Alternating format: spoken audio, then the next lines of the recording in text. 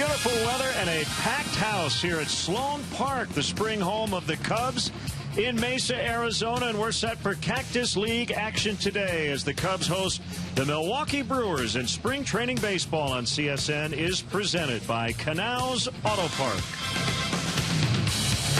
And great to have you with us alongside Jim DeShays. I'm Len Casper. Busy offseason for the Cubs, and a very potentially underrated move was signing Ben Zobrist, Joe Maddon's favorite player of all time. Yeah, he calls him Zorilla. Ben Zobrist, if you ask baseball fans one word to describe Zobrist, they would say versatility, but that may not be giving him his due. Not only is he versatile, but he's awfully good. Wherever you put him in the field, he's played a lot of infield, a lot of outfield throughout his career. He can play short, second, all the outfield positions. He's DH, and he's a good offensive player too. He hits for average. He works a lot of walks, rarely strikes out. That's important when you consider the rest of this Cubs lineup, and he's really good in the room as well. So what a career it has been for Ben Zobrist, and he'll be a big addition to this Cubs team. So he's going to be in the leadoff spot today, but JD, it's possible when the season starts we could see him in the 3 spot. Remember, we saw Chris Coghlan there on occasion. He is baseball's version of duct tape. He'll play anywhere. You can put him anywhere in the lineup, and he's going to help you out. All right, John Lester will get the start for the Cubs today. We are less than a week away from breaking camp. 1 week from today, we'll be in Las Vegas.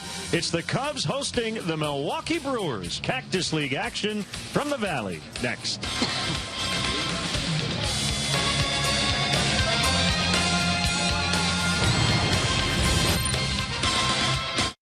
Listen up. It's Ford Truck Month. This is the time.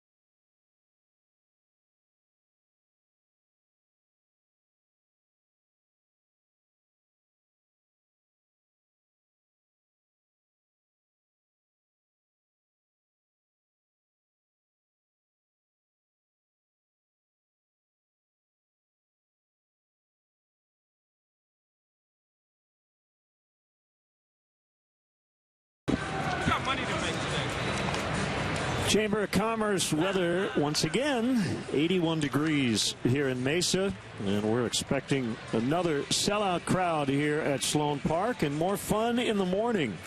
As the Cubs were ready to stretch today, they brought a couple of new friends, literally Bear Cubs. And the team, and I guess they're going to recruit the fans as well this summer to name these little guys. 10 weeks old. Still learning how to walk. They did find their voice, though. Adorable. I love that tweet by John Baker. 3 generations of Cubs with David Ross, Rizzo, and the little baby Bears. Cubs with a 16-14 victory last night over the San Francisco Giants in a wild affair in Scottsdale. And right back at it this afternoon against a team they'll see quite a bit in the regular season, the rebuilding Milwaukee Brewers. So the Cubs take the field behind left-hander John Lester. He is working with David Ross. And let's check in on Craig Counsell's Brewers starting lineup. Keon Broxton trying to grab that center field spot. He's had a really good spring. Veteran Aaron Hill is at third. Jonathan Lucroy, could he be traded at some point? We'll get into that a little later. Santana's in right. Chris Carter will be their first baseman. Colin Walsh trying to grab a bench spot. Same for Ramon Flores. Same for Yadiel Rivera. And Michael Blazek in for the right-hander Jimmy Nelson, who came down with some sort of illness and was scratched for today's start. And we'll set the Cubs defensively for you now. Outfield features Kyle Schwarber, Jason Hayward, and Jorge Soler. Third to first will go Chris Bryant, Munenori Kawasaki, Ben Zobrist, Anthony Rizzo. David Ross will do the catching, and on the mound is the big lefty John Lester. 1-0 with a 5.14 ERA. Last time out, worked 5 innings, allowed a couple of runs, threw the ball quite well. Last season was 11-12 with a 3.34 earned run average, his first year in a Cub uniform. Chris Guccione has the plate. Doug Eddings, Seth Buckminster, and Gabe Morales are on the bases. Cubs only have one more road game. Everything else is here at Sloan Park through Wednesday. 6 games to go, plus 2 in Las Vegas, 1 in Anaheim, and then the season opener on Monday, April 4th. The Cubs are averaging 14,924 by the end of this thing. I think the average will be about 15, which is pretty incredible. Yeah. So Broxton will lead it off. Cubs at 8-14-1. The Brewers 11-10-1. Get him off the dish, Rafi.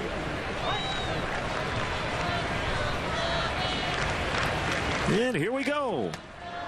Inside, ball 1. Hey, you mentioned the familiarity between these two clubs, obviously playing within the same division. We see the Brewers a lot, but a lot of unfamiliar faces. So there's been a ton of turnover in that Brewer lineup.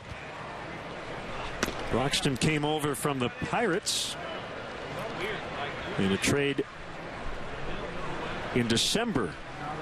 Made his big league debut with Pittsburgh last year. Speed guy, outstanding defender, having a nice spring with the bat. 2-1. Brewers beat the Cubs 2-1 in the Cactus League opener in West Phoenix back on March 3rd. Well, he'll use that speed as Bryant just can't get a handle on it and would have had a tough play even if he had fielded it cleanly.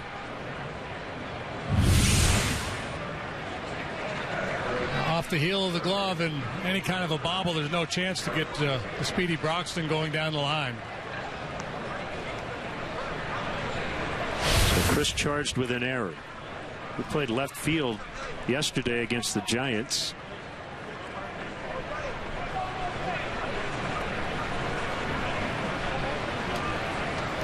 Now Aaron Hill, former Blue Jay and Diamondback. Huge lead for Broxton over at first base. And a slide step by Lester, and the pitch is high for ball 1. Ed Cedar down at third, giving the signs. Carlos Subero is at first. Yeah, here comes David Ross out with the conversation that he has so frequently with John, which is basically, hey, I know you're trying to be quick because of the base runner, but let's focus on home plate. Let's find the strike zone and go from there.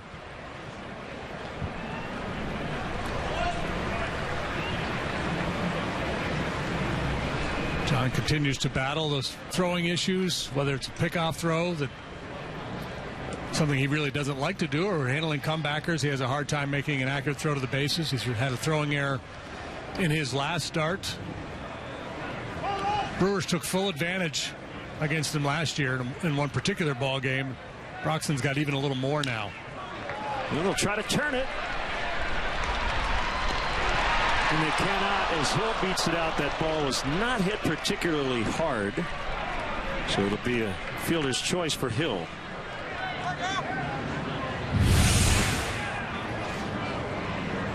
Big high hop, long backhanded feed from Zobrist. Buys a little extra time for Hill, who beats the wrap there at first base.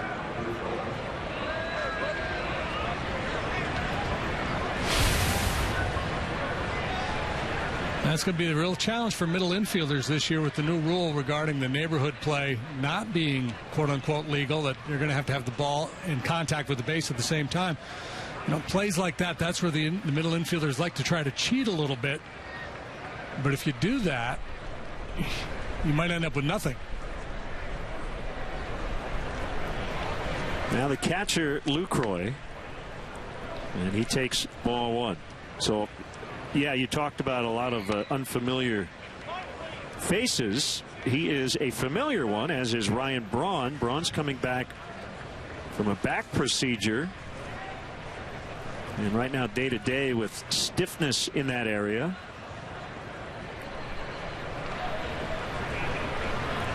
There have been rumors and reports about Lucroy possibly being moved at some point. He made some comments over the winter that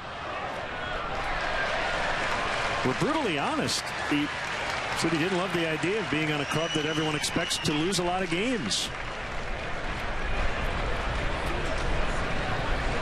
Yeah, and it's understandable. So if you're a professional, what you do is you make that statement.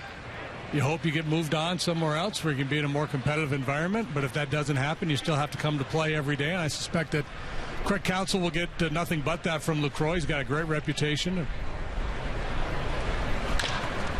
Up the middle and into center.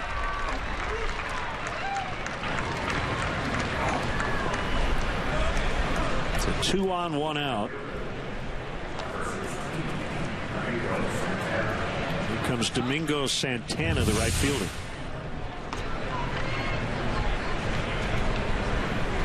Lucroy, just a good, solid hitter. Covers the ball in, out, occasional power. Had a bunch of doubles a couple of years ago. Will take his walks.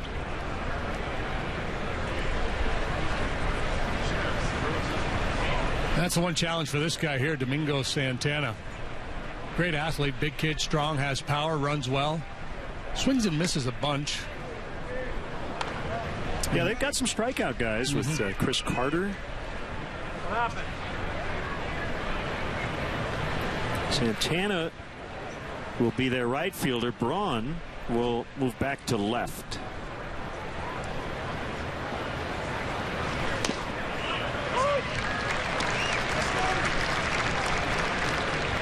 John Lester has been an all-star 3 times. He's won 127 games in his big league career with a .355 lifetime earned run average.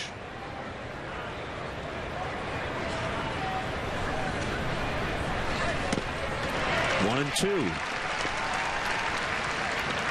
Scuffled early last year and perhaps put a little extra pressure on himself after signing the big contract. Really turned it on, though. Pitched to a .304 ERA in the second half, .236 in the month of September. Well, he was at his best down the stretch.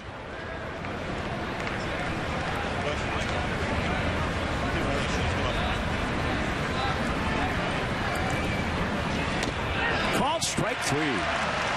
So he freezes Santana. Fastball at 93. That's his first strikeout.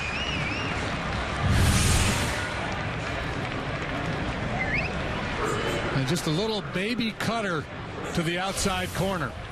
Really has great command of that cut fastball. He'll run it in on the hands of the right-handed hitters, but when he was looking for a called strike, that's a big weapon for him. A little back door that the hitter gives up on, and he just clings to the outside corner. So Carter now with 2 outs.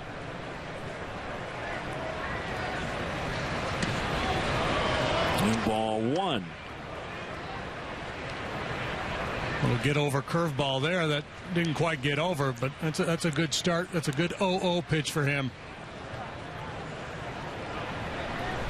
Chris Carter with the Houston Astros has averaged 30 home runs a season the last 3 years. And he lines to Chris Bryant to end the inning.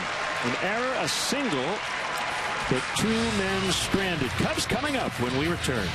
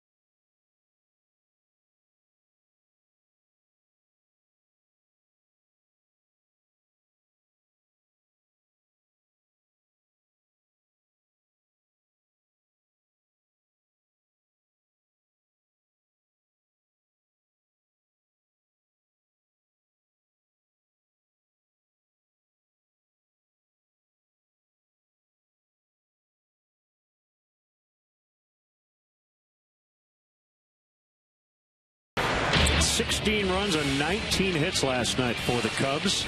And a comeback win against the Giants. Here's how they'll line up today. Zobrist, Hayward, and Bryant. Rizzo, Schwarber, Soler in the middle.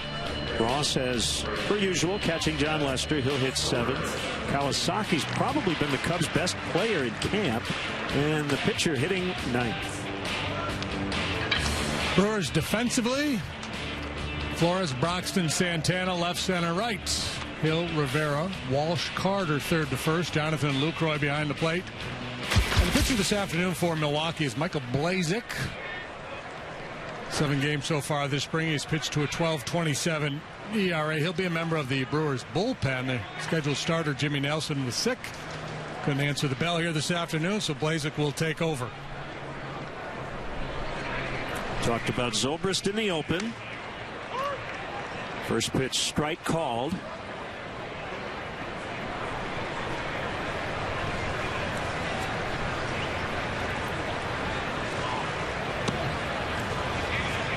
Be really interesting to watch Joe Madden manage this very versatile roster. Not only the position players who can play a lot of different spots.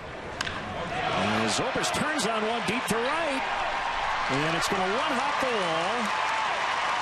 And he will stop at second with a double. Picking up right where they left off last night.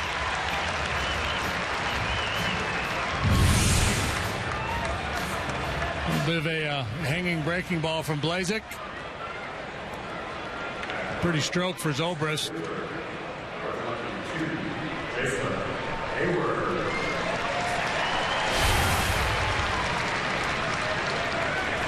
We'll bring up Jason Hayward, who had a brief conversation with Madison Bumgarner last night over what was essentially a misunderstanding.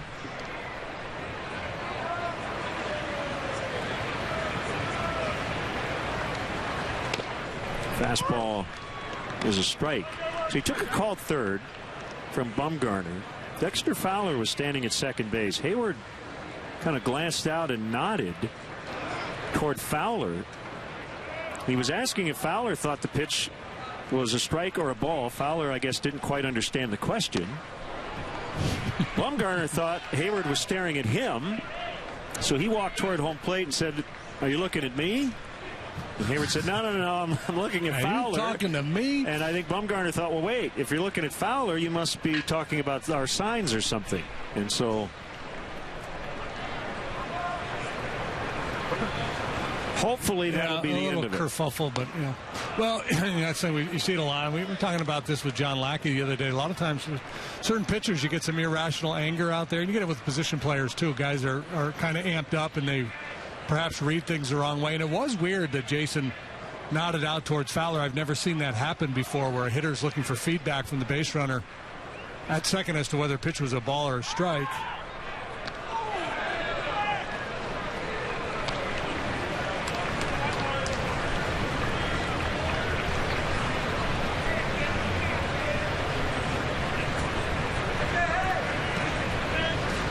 In the end, Hayward and Fowler laughed it off. And I guess creates a fun backdrop for the Cubs-Giants regular season matchups.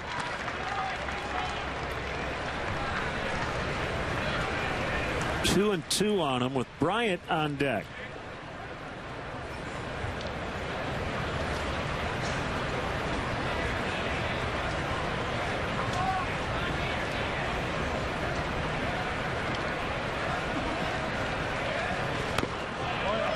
For ball 3.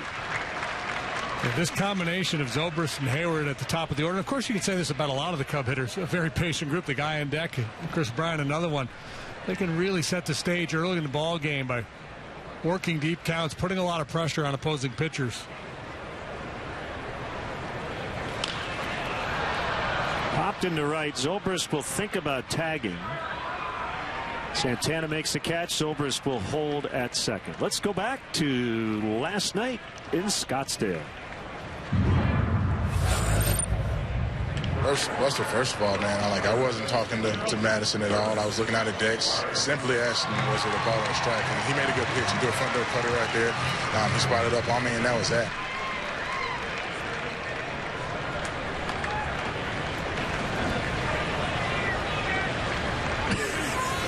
And Bumgarner, you see him pointing, are you talking to me? Because if you're talking to me, we're going to have an issue here.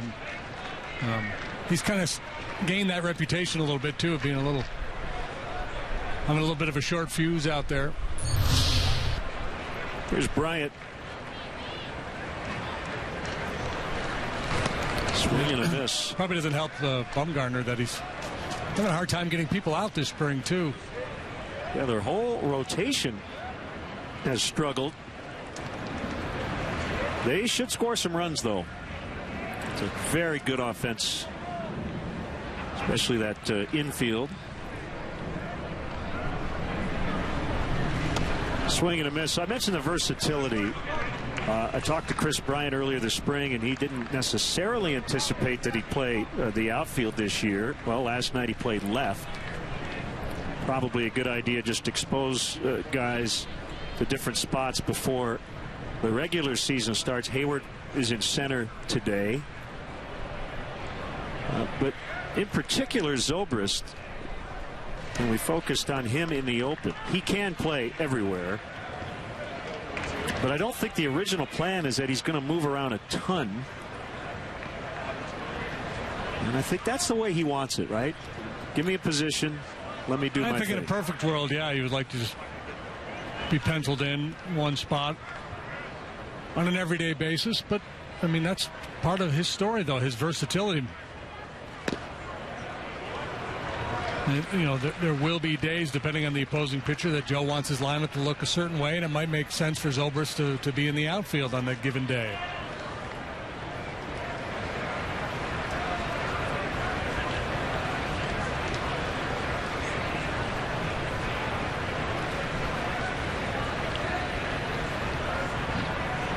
A 2-2 and a full count. And, you know, and that's the other thing, you know, Joe's going to have to find a way to get Javi Baez some at-bats, some playing time. So maybe, you know, Baez makes the occasional start at second base. You want to keep Zobrist in the lineup and put him in the outfield. Well, the other thing, the goal seems to be that Cubs don't want anybody to play more than, you know, 150, 155 at most. Bryant strikes out. And his roster should allow Joe to give everybody some rest on occasion.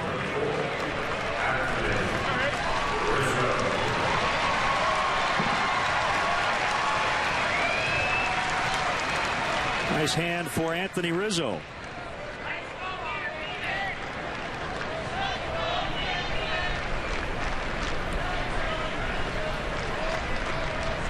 If all else equal, the bet here is that Rizzo plays in more games than anybody. Mm-hmm.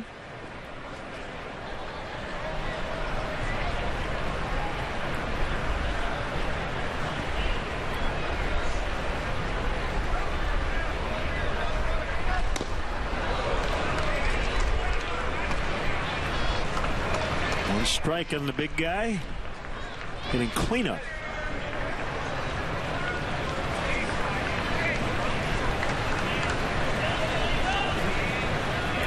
Isaac in the Brewer bullpen last year pitched to a 2.43 ERA. This guy can give you multiple innings out of the bullpen. Fouled away from Las Vegas. He kind of has a starting pitcher's repertoire. He doesn't use his changeup very much, but he throws both a slider and a curveball, and he uses those pitches a fair amount to complement a fastball that's a decent 92, 93 miles an hour. Well, ironically, his first pitch of the game was a changeup to Zobrist. Yeah, maybe something he's trying to implement a little bit more this year. We'll see.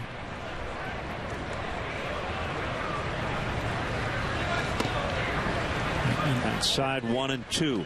I'm watching him pitch a little bit, especially last year. I thought he would be a guy that they might consider for a spot in the rotation. That is not the case right now.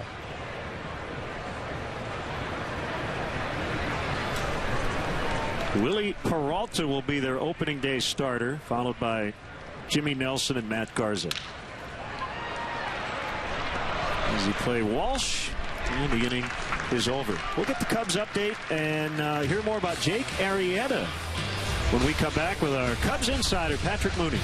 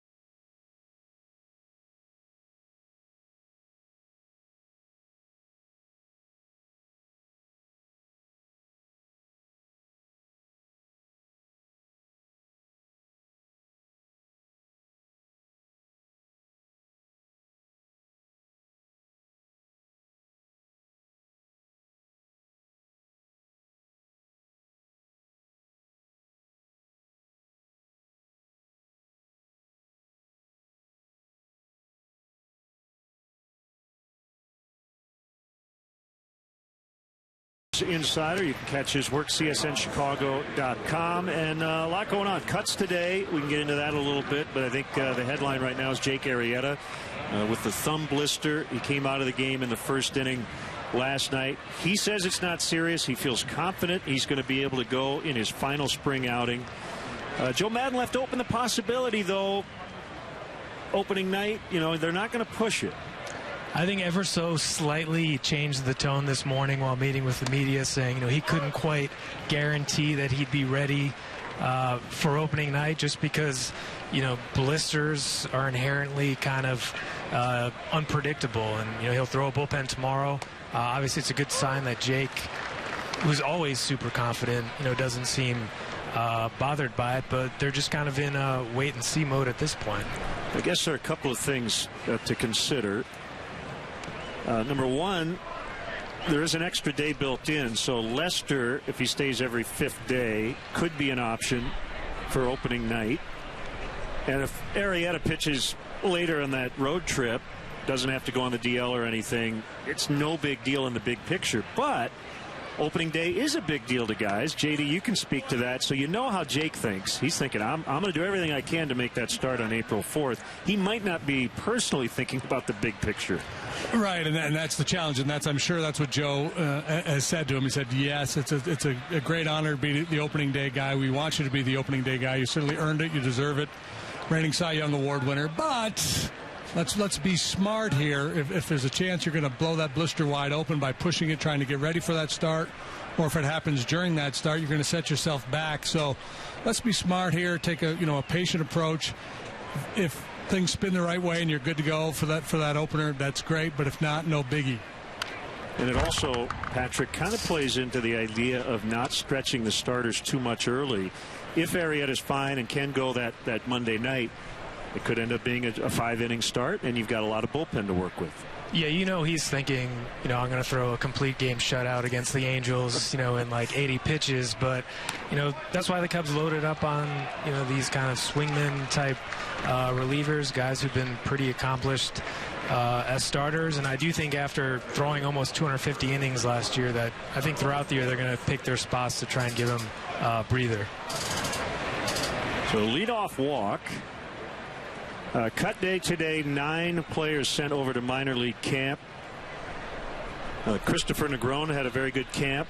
Albert Almora, we're always intrigued by him. John Andrioli is a guy we could see potentially this year if there's an injury in the outfield. Matt Merton never really had much of a chance because of the appendectomy. And Shane Victorino, it was basically announced before the game yesterday, will not make the opening day roster with the calf injury. But I know he spoke to reporters today that he's going to essentially do extended spring training, right? Yeah, he hasn't quite made up his mind yet. You got a sense of why he's called the Flying Hawaiian, just with the kind of the energy he brought into the room. And I think he's a little conflicted. But he's, in his mind, the fact that he's still willing to do an extended spring training and kind of play this out.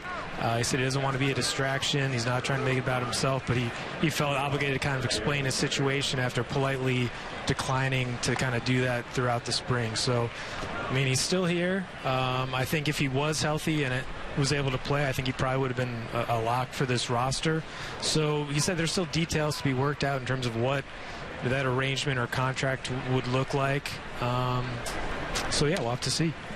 And barring an injury or something else that happens between now and April 4th, but it could come down to two guys out of options, whether you want the extra reliever in Neil Ramirez or the extra position player in Matt Caesar.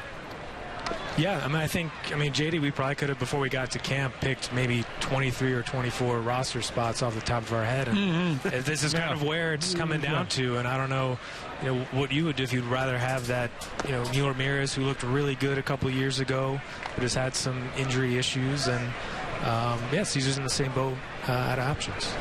Yeah, and that's a very difficult question to answer, what you would rather have. And ideally, they wouldn't both be out of options, and you'd be able to play with your roster a little bit. And because there are times of the year where you prefer to have an extra pitcher, and there's times where you prefer to have an extra bench guy. For me, I'd rather have the bench guy early, because I do have those multiple inning relievers out there in my bullpen, and I've got off days early in the season. So I feel like my pitching is pretty well set up. It should be right start of the season. Nobody's wore out for sure. And still drifting Soler, and he makes the catch on the warning track. Patrick, we look forward to our conversations throughout the year. It's going to be a very intriguing 2016. Patrick Mooney, our Cubs insider. No score.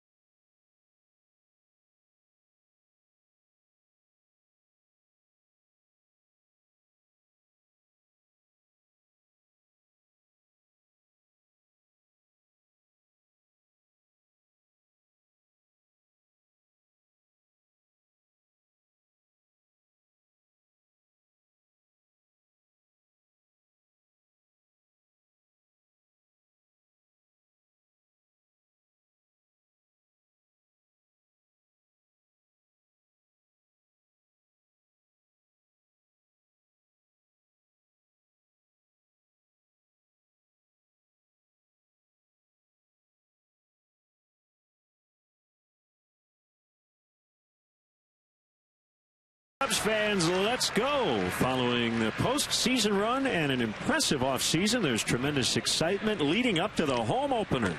Show your support of Cubs baseball from the beginning. April and May offer fans the best availability to get the seats you want. Get your tickets now at Cubs.com. Cubs wives and girlfriends today hosting their annual spring training garage sale, benefiting Cubs charities and Paz de Cristo Community Center here in Mesa. And one of the big items, along with mystery baseballs autographed by current players, bats, helmets, jerseys, is the windshield broken by Kyle Schwarber in batting practice early in the spring. It's autographed, And it can be yours for the right price. Suitable for framing. Probably not suitable for driving anymore.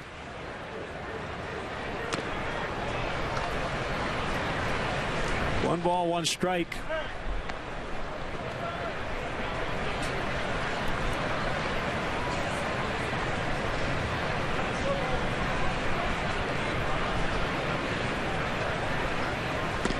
Outside from Blazek.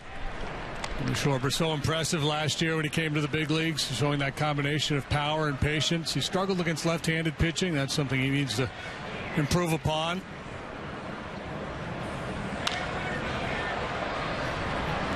The other thing we should add regarding our conversation about the bottom of the roster, Tommy La Stella has been dealing with a calf issue. He has been taking at bats in minor league games, but if he's not ready for opening day, although Joe says he can fall out of bed and go 3 for 3, that could potentially change the calculus there too.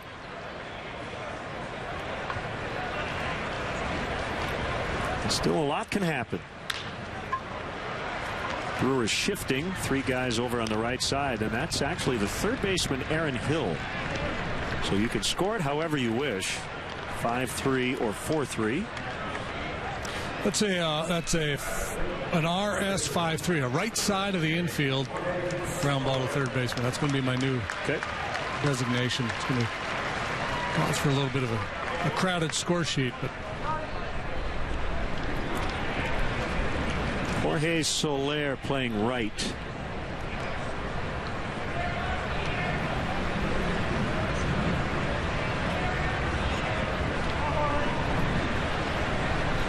Well, you've got the bricks behind home plate, the configuration of this beautiful ballpark. It definitely has the Wrigley Field vibe.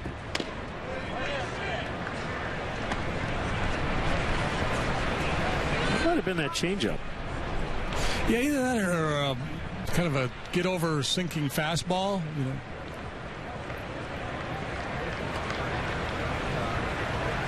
Maybe a little dead fish fastball. Right. Rivera gets Soler. In the Brewers media guide, the bio on Mike Blazek, it says that he enjoys golf, hunting, video games, and getting tattoos. Now, I can understand enjoying or wanting to have a tattoo, but does anyone really enjoy getting the getting part of it? The getting part. That's not enjoyable, is it? No, well, I've never had one, so Nor I, but it's from what I understand, it's not a pleasant experience.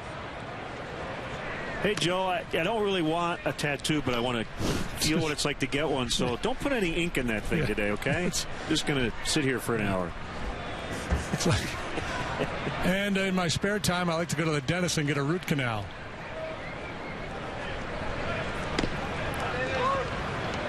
One and one.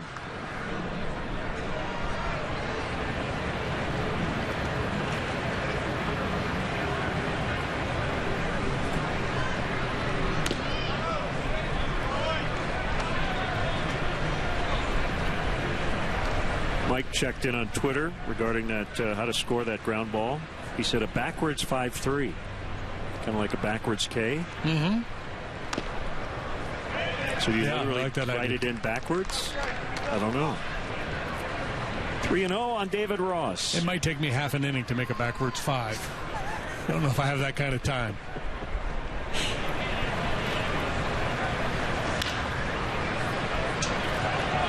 A lot of 3-0 green lights here in spring training.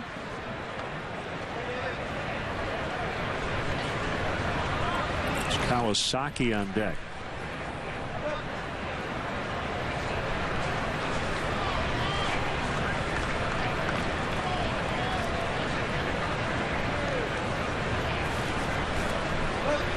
Yeah, 2 outs, nobody on. Down near the bottom of the order, David Ross has power, so you're going to turn him loose, see if he can get an extra base hit. Broxton for the out, so 2 in the books on a beautiful day in Mesa. 0-0.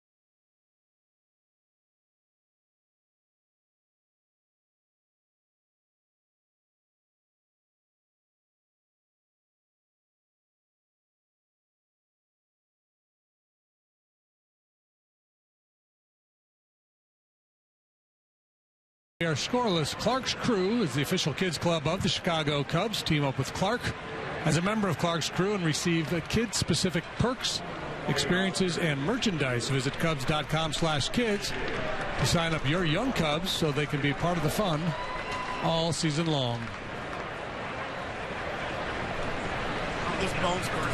So Michael Blazek filling in for Jimmy Nelson with 2 scoreless innings. He's done.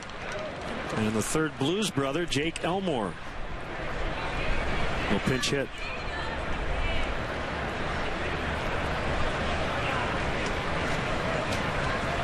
There's Jake, there's Elwood, and there's Jake Elmore. Where's he from? And we'll tell you in a second. Came from the Astros. Seems like a good chunk of their organization came from the Astros. They've been very busy dealing with Houston the last year or so. He is from Alabama. Alabama.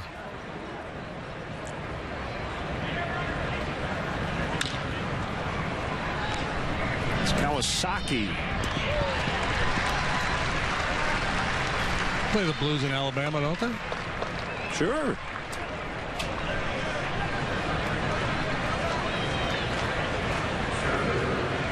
Back to the top, and Broxton, who reached on an error to start the game.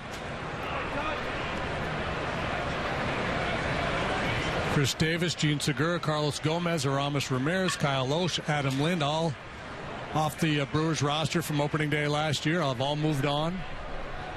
Loesch has not yet signed with anybody. Yeah, he had a little showcase the other day, I believe.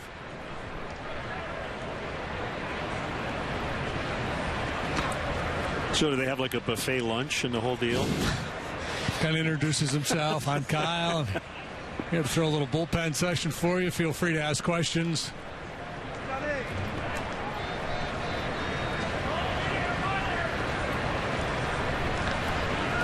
One ball, one strike.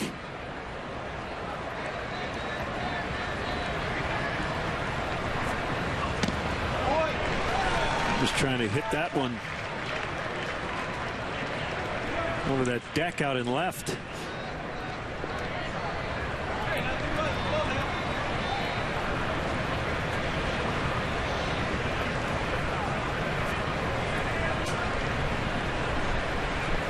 Lester does just about all of his work at the bottom part of the strike zone. Right on cue, he gets him looking. Every now and then he'll elevate, but usually just cutters, sinkers, down around the knees, so mixing the occasional curveball and changeup. But it's the ability to go in and out with that sinker-cutter combination that make him so tough.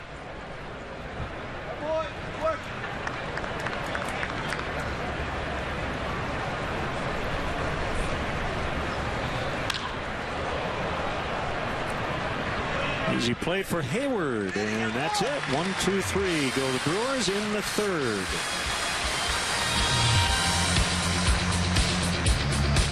This is what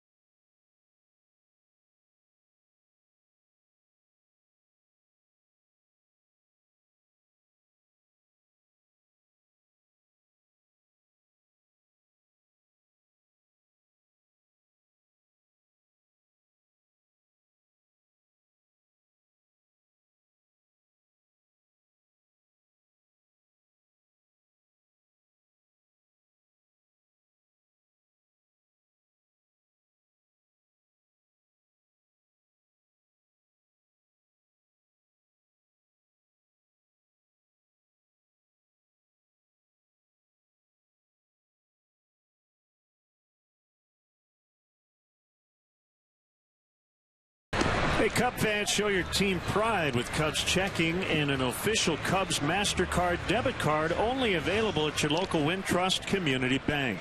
Go to wintrust.com/Cubs to learn more. Member FDIC. Cubs will bat here in the 3rd inning. And they'll face veteran left-hander Chris Capuano.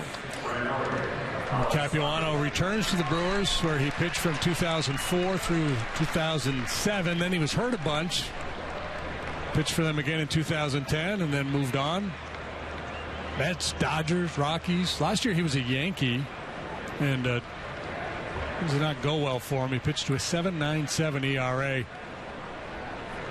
22 appearances, 4 starts.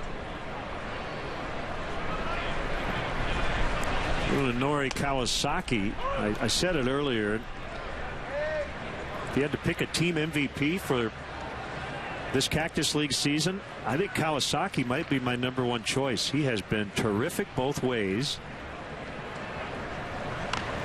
And he bunts. It's a beauty.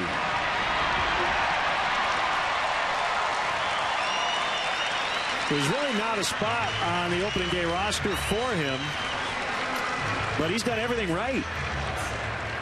Yeah, you know, he's a versatile defender, and he can back up at both short and second. Now, obviously, he can play a little small ball. Handy little bunt here. Capuano tries to make a barehanded play and then starts slipping and sliding, and he's lucky that ball didn't sail into right field.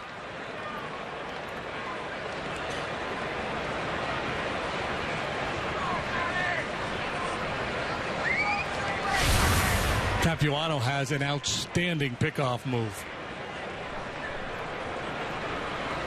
Let's see another bunt here with Lester at the plate.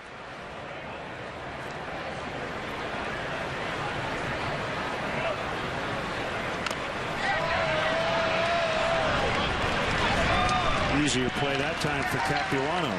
It'll be a sacrifice for Lester.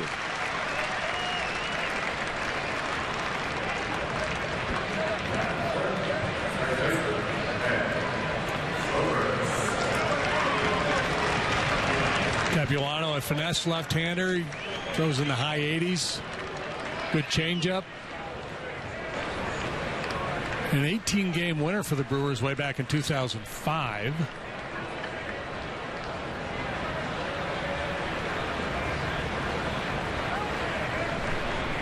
Will turn 38 this summer. Just trying to hang on, fighting for a job here in the Brewer bullpen. Strike on Zobrist. So he batted left-handed and doubled off Blazek. And now hitting from the right side against Capuano. We were talking about him earlier and the versatility and all the different positions he can play and different places he can bat in the batting order. And, of course, a switch hitter as well.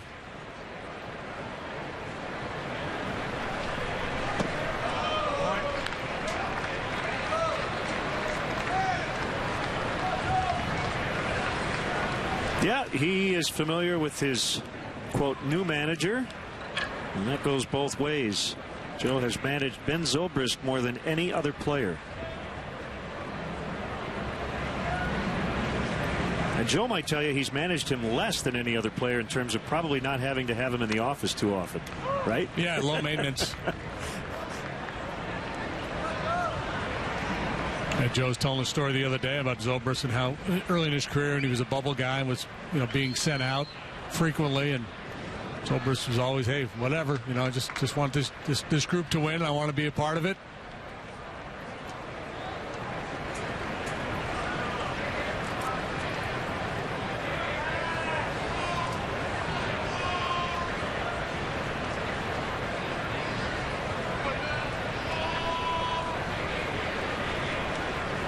Well, remember Joe went through, was it 5 stages or 4 stages of being a big leaguer? Yeah, he's got his 5 stage, yep. Right. You think about the acquisitions in the offseason. Zobrist, Lackey. Hayward is probably a special circumstance because of his age. But he could have chosen to go to a lot of places and may have taken less money to come to a place where he thought he could win. Fowler returning here, basically taking less guaranteed money. Feels like those guys are at that last stage, right? The win part. Yeah, where they've made or have a lot of money coming their way. They're established themselves as major leaguers, and now it's all about winning. Swing and a miss for strike 3.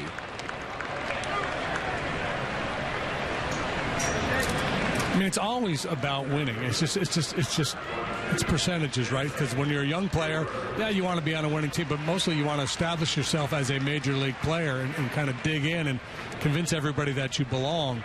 And so the longer you're in the game, the more you realize, okay, I'm established.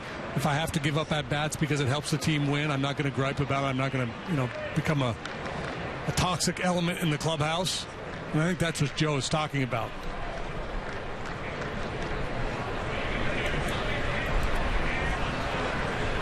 Are you willing to defer sometimes for the greater good?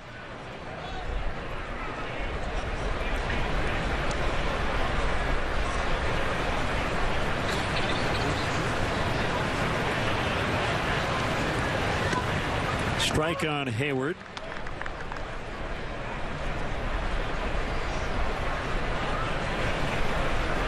Yeah, and I think Joe's other point is that you almost have to go through all those stages.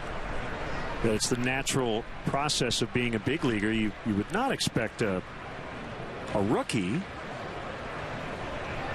to kind of approach the daily job like Ben Zobrist or Jason Hayward.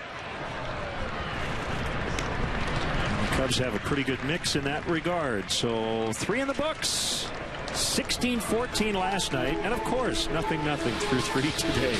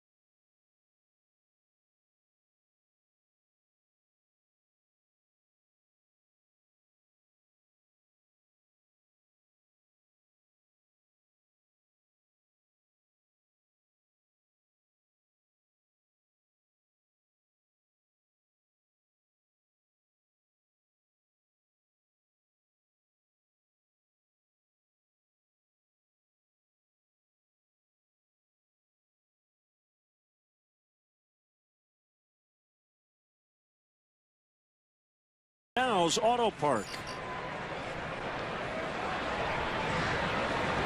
Probably over 15,000 in the ballpark today. Sloan Park. Cubs will be here all weekend.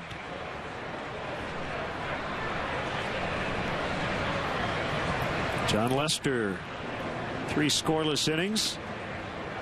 They'll face Lucroy, Santana, and Carter.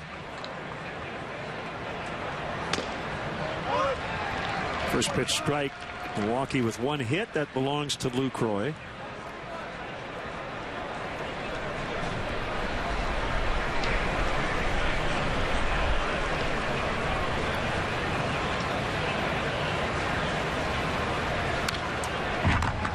Back. Oh, we mentioned the windshield being auctioned off today. 1 hit by Kyle Schwarber.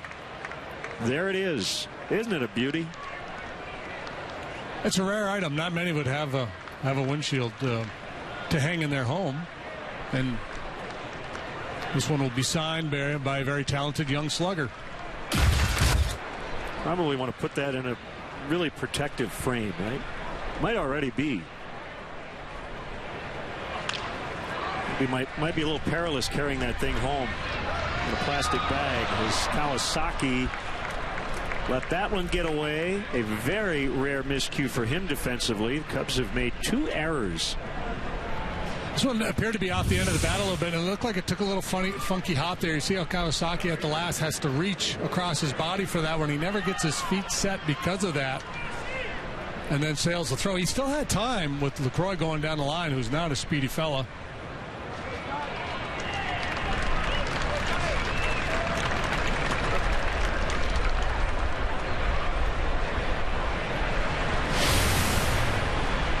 Last thing you want to do is have a head-on collision with Anthony Rizzo at first base. So the leadoff man has been on 3 of the first 4 innings.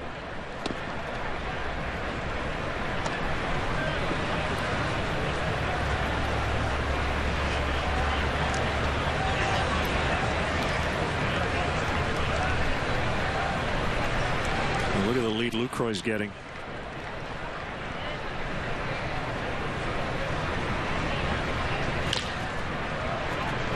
Kawasaki will flip, and they're only going to get 1. It's the lead man, Lucroy.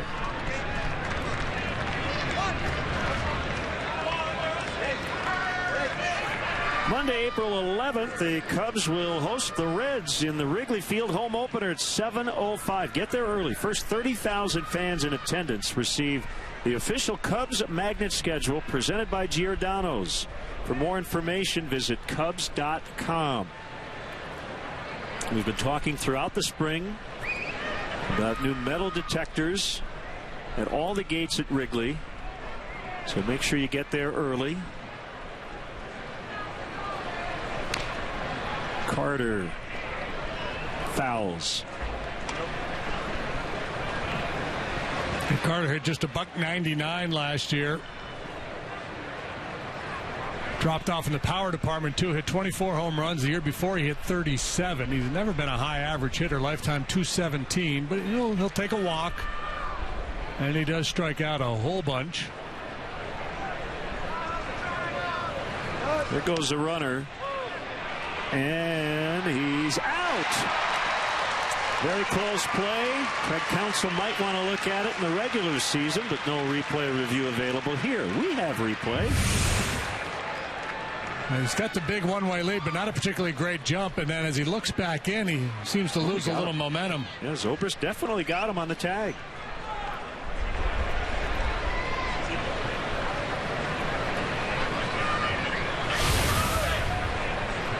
The psychology of the scouting report is fascinating. We talked about it a lot last year. You get the big lead, and you almost feel like, wow, I'm just going to walk to second. It's not how it works. Lester quick to the plate. Ross has a good, accurate arm. Yeah, I think what managers are telling their guys to do when they want to run against John is to take the big one-way lead and go early, because he doesn't like to throw to first base. If he does, it might be an errant throw. But they don't. They wait, and it really gives David Ross a fighting chance. Hayward twisting and turning, but he made the play and retires Carter for scoreless innings for John Lester in spite of 2 errors by the Cubs.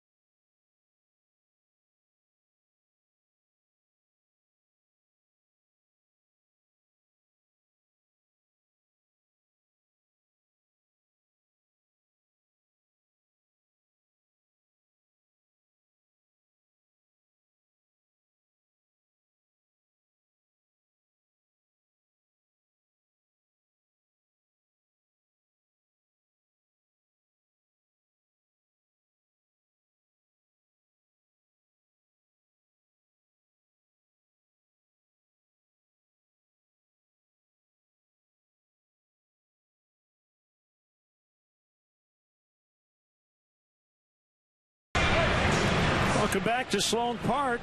Beautiful day. 0-0. Cubs out hitting Milwaukee 2-1. Bryant, Rizzo, and Schwarber due here in the 4th.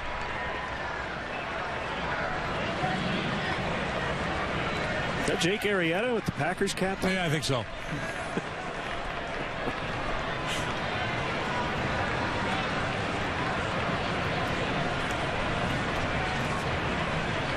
Jake's probably in the clubhouse doing yoga.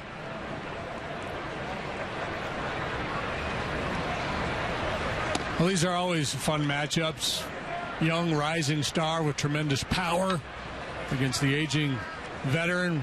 Relies on his experience.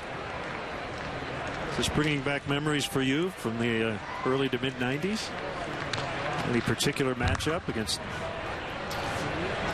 There were matchups throughout my career, and especially later in my career, where I was like, I really don't have much of a chance here. And something really good is going to happen for me to get this guy out.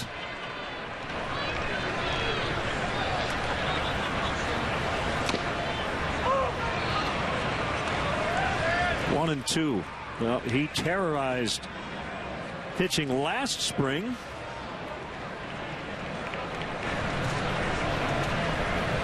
Started the year briefly at AAA. This year he'll be the Cubs' everyday third baseman from opening night. Key for a guy like Capuano is the ability to still throw his fastball inside to open up the outside corner, to give him a fighting chance to compete with his sinker and his changeup. Saw Tom Glavine do that throughout his career. And there it is. Inside fastball followed up by the dandy changeup. Jamie Moyer. Those guys continued to work inside with their fastball even as they lost velocity.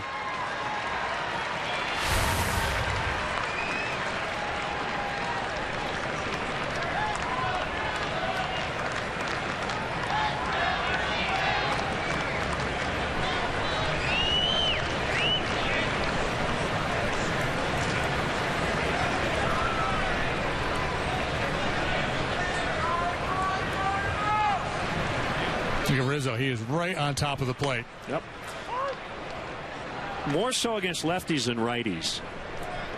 Now, how many guys do you see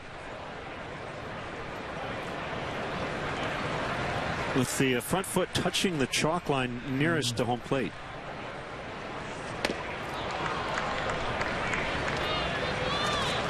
He's basically telling Capuano, I can handle your fastball, so I'm going to get right up on top of the plate, and I'm going to be able to cover that breaking ball away.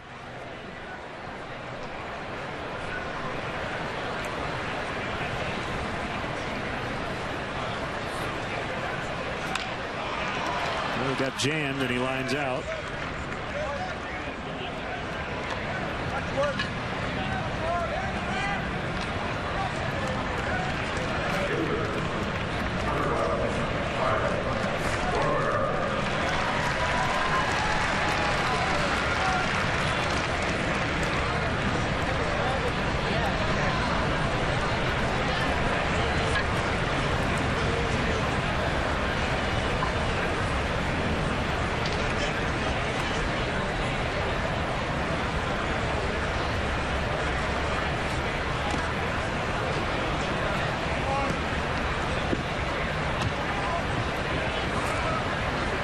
Without a home run to this point.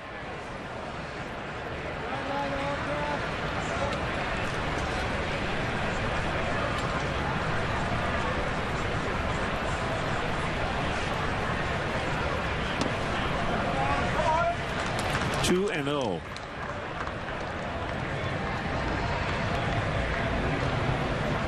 See if Capuano gives in here on 2-0.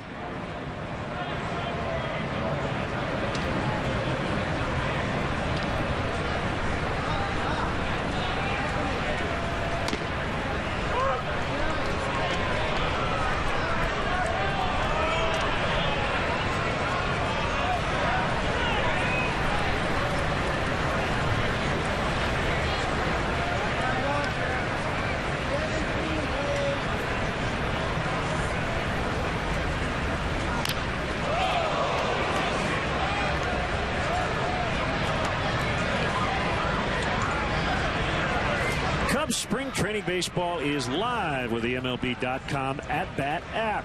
Stay connected all spring with radio broadcasts, video highlights, stats, news, and more. Download MLB.com at-bat, the #1 app for live baseball on your smartphone and tablet.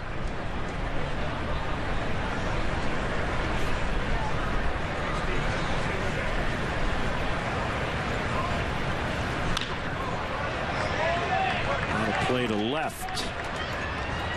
Just watching Capuano out there. We talked about his lack of velocity and, you know, the cliched old crafty left-hander. And think back to like Jim Cott at the end of his career when he started to employ that real quick pitch delivery. Folks of a certain age may remember that. You can see where something like that would serve Capuano well. Just to add a little deception.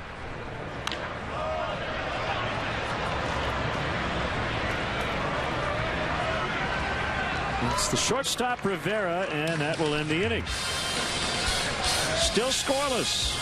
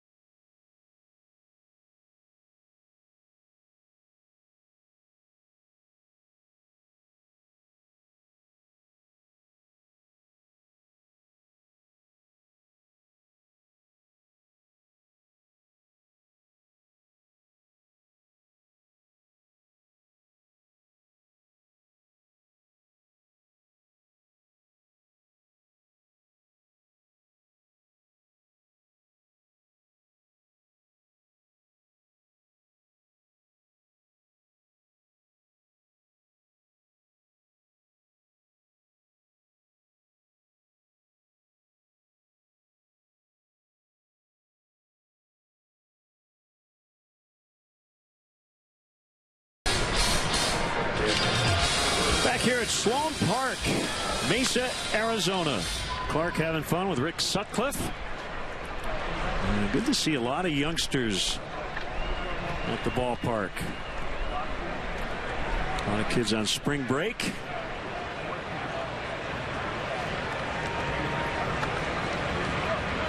Walsh, Flores, Rivera. Due against John Lester's been pretty sharp.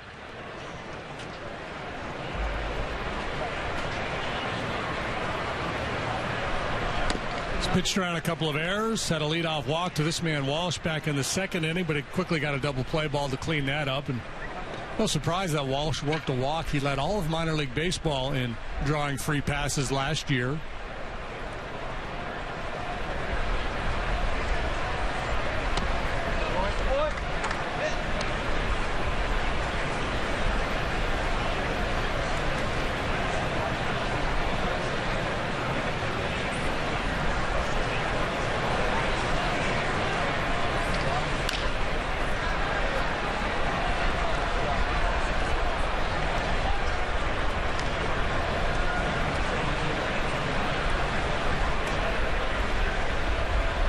.447 on base percentage. That was at Double A. He's not a kid. He's 26 years of age. He played college ball at Stanford.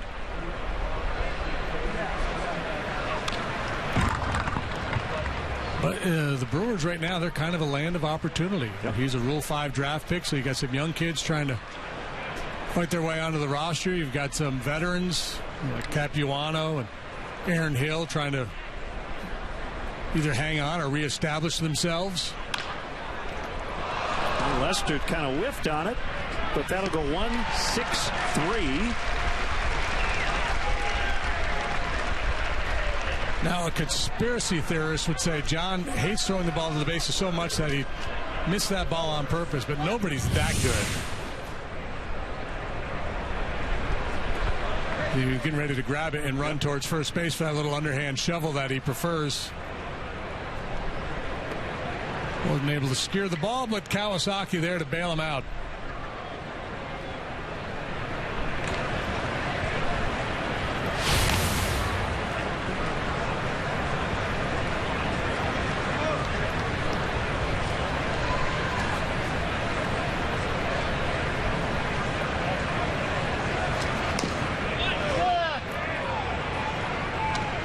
Behind Flores.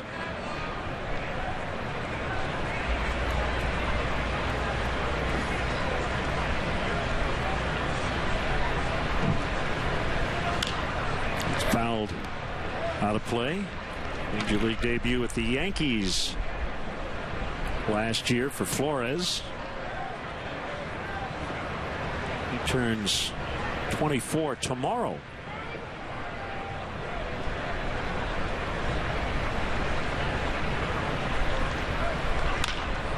And he yanks one down the right field line. Soler will pick it up. Flores around second. Ed Cedar wants him to go to third, and he will. A one-out triple.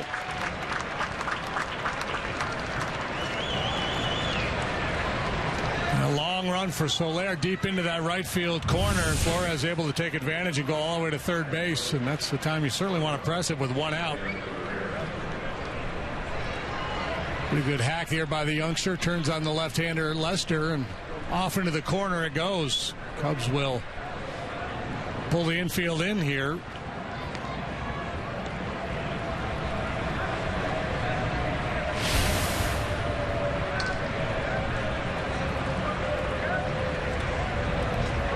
The triples per game ratio here in Arizona is way higher than it is in the regular season.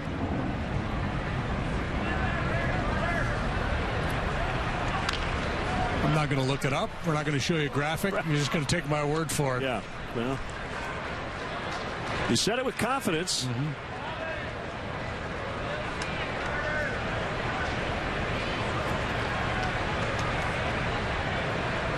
Pretty interesting situation for Rivera.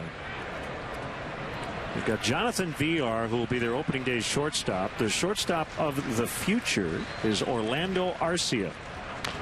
But they like Rivera a lot. So where he fits in, we're not quite sure. Arcia is one of the top prospects in all of baseball. He's a tremendous defender. He's fast. He's a developing hitter. And he may be a guy that the Brewers have at the shortstop position for close to a decade or more. You know, when he gets there, there's no rush for him now.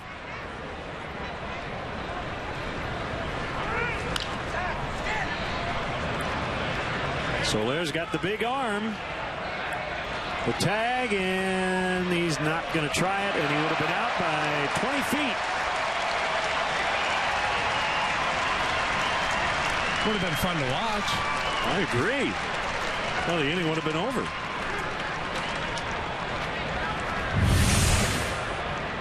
Yeah, so having said that, if they send him here and he's out, it's still a defensible move, isn't it? Absolutely. Because you're hoping for a one-hop throw, an errant throw, a little kick away.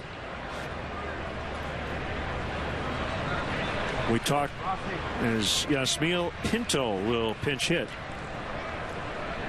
about the one-out sends on sac flies that teams don't do it enough.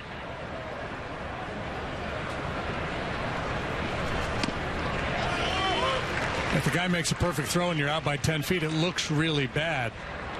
But how many times when you're watching a ball game do you see the runner not go and the throw comes in, kicks away from the catcher, and everybody's moaning and slapping their forehead saying, man, they should have sent him.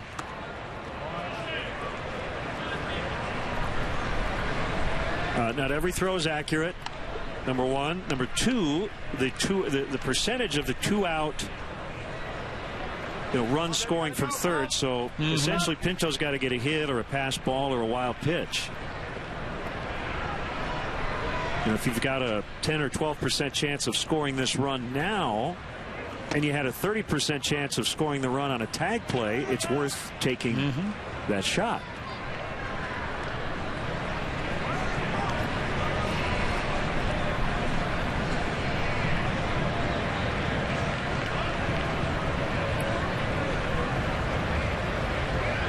But if you had a runner thrown out 7 out of 10 times, the fans would be ready to run the third base coach out of town, even if the math works. Right, yeah.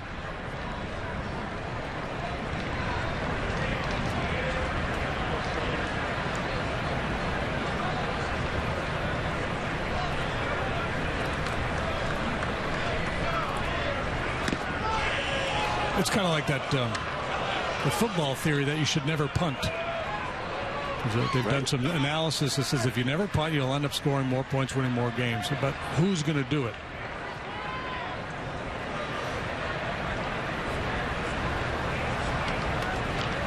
I'm saying 1 or 2 more Super Bowl rings, and I think Bill Belichick would do it. He's an outside the box kind of guy. Yeah, and I think he'd say, even if it doesn't work, I'm fine. I'm Hall of Fame bound.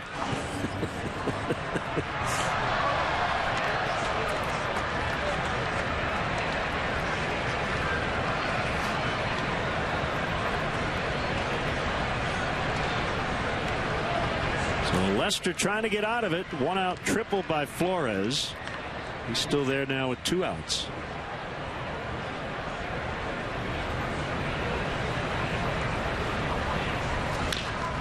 Look out. Flores had to jump out of the way. He was in foul territory, so would not have been called out.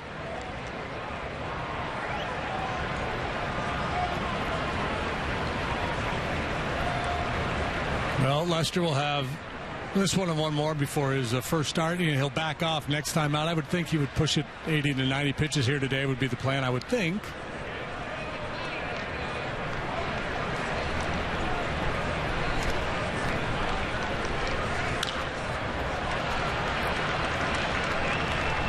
Soler in right, and the inning is over. So he does get out of it. 5 scoreless for John Lester.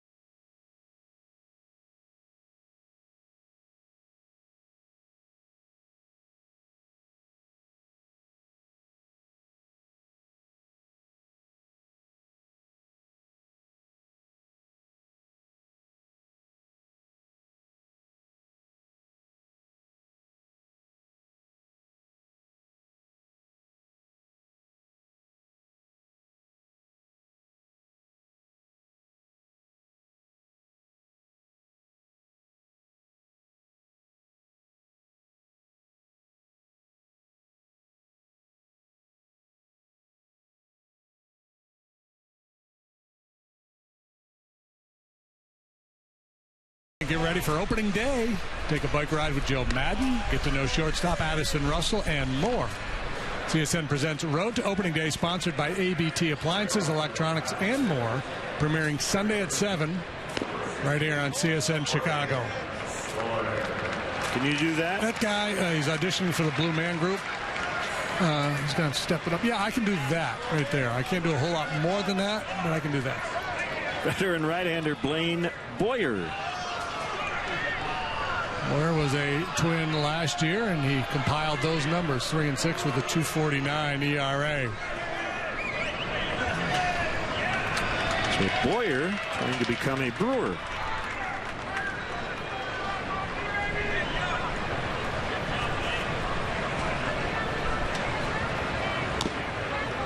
Ball one on Soler. Boyer, originally a third-round pick of the Braves back in 2000, debuted with them in 2005.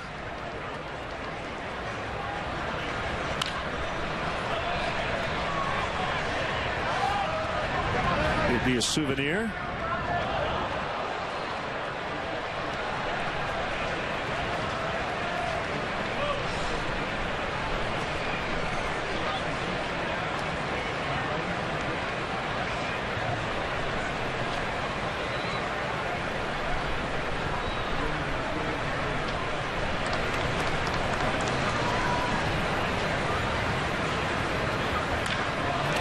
Hammered foul. Pinata.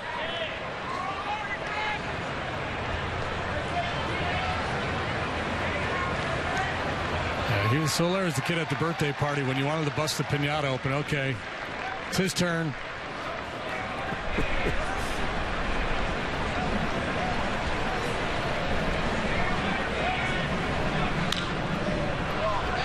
This possibly could be playable. And Santana got over there. Just couldn't make the play.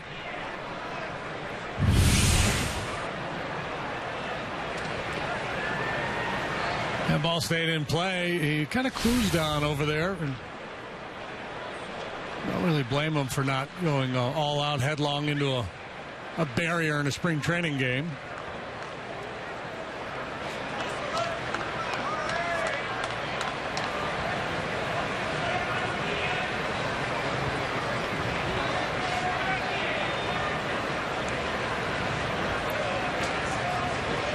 Just the two hits. One of them was a bunt single, leadoff double by Zobrist, and bunt single by Kawasaki, and that's been it. There has not been a lot of balls leaving the infield so far.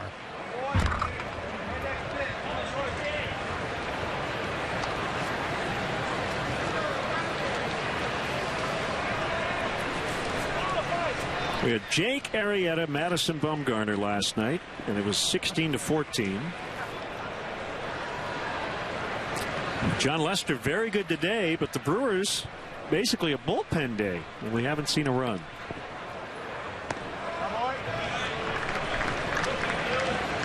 You never quite know what you're going to get at the ballpark.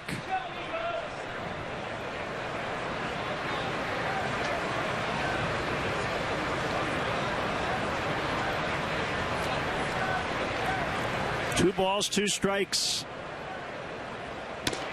I don't know if it'll ever come to pass, but I'm still waiting to see a team that, you know, maybe they experiment with it in their minor leagues a little bit, but construct their pitching staff in such a way that on an almost nightly basis they're able to run 4 or 5 different guys at you for an inning or two at a time. You know, you talk to hitters, it's tough, man, when you're every at bat you're seeing a different style of pitcher. Yep. Rivera throws out Soler.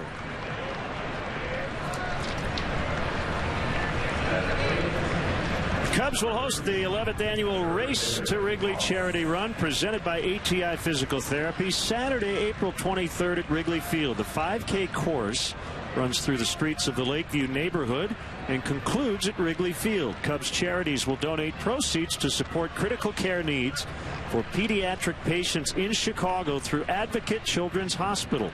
Sign up at racetowrigley.com.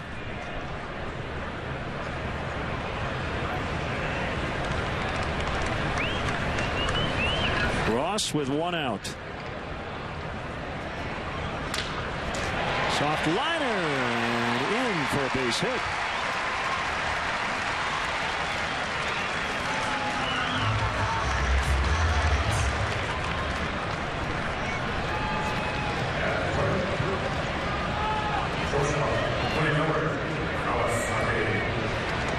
Ross having a pretty good spring with the bat, was batting .278 coming into this ball game.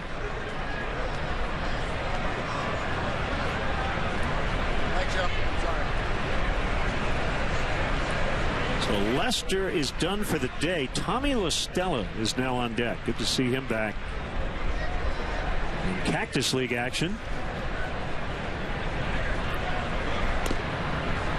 Ball 1 to Kawasaki. On the plate, perhaps a little bit low. Boyer, the hard look in at Chris Guccione, as if to say, where was that one? Kawasaki shows bunt and then pulls it back. Maybe a wee bit low. LaCroix, one of the better receivers in the game. David Ross is out.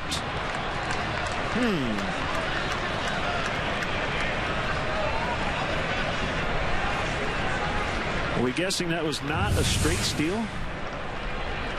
Ross was looking back. Yeah, that had to be an in-run play. Yep. That Kawasaki missed a sign on.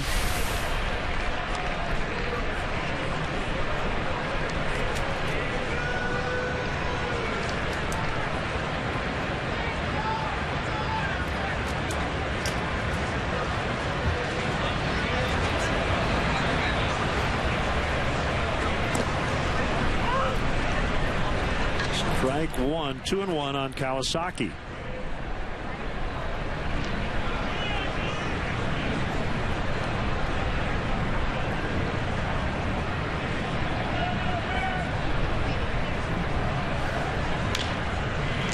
Knocked down, chest block by Hill.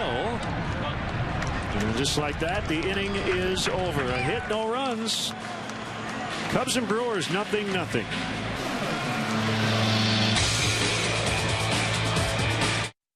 Tuesday.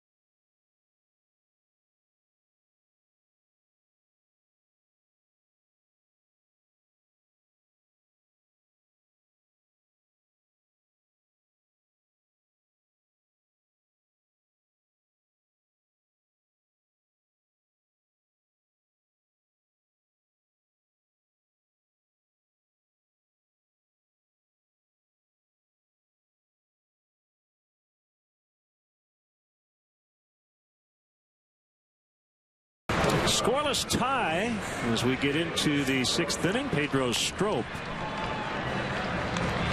will work.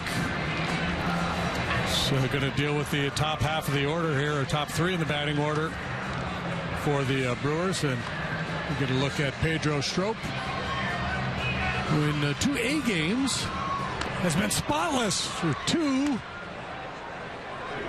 innings. Rock solid last year was Strop. Mid-90s fastball, hard slider, every now and then a little splitty. John Lester, this is the 3rd time I've seen him pitch this spring, and he's been good every time. Outstanding again this afternoon. 5 innings of 2-hit shutout ball, a couple of punch outs, 1 walk.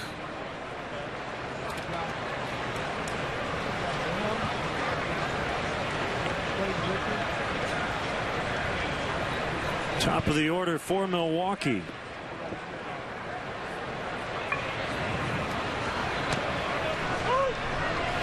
And a slider for strike.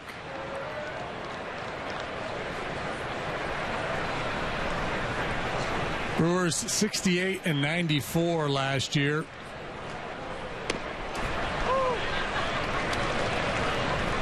Their fall was fast and furious, was it not? It was. Craig Counsell took over in May after Ron Renicky was replaced. Brewers collapsed the second half of the previous season, got off to a real bad start last year, cost Renicky his job, and Counsell on board now for the rebuild. Called strike 3 on the outside. Craig Counsell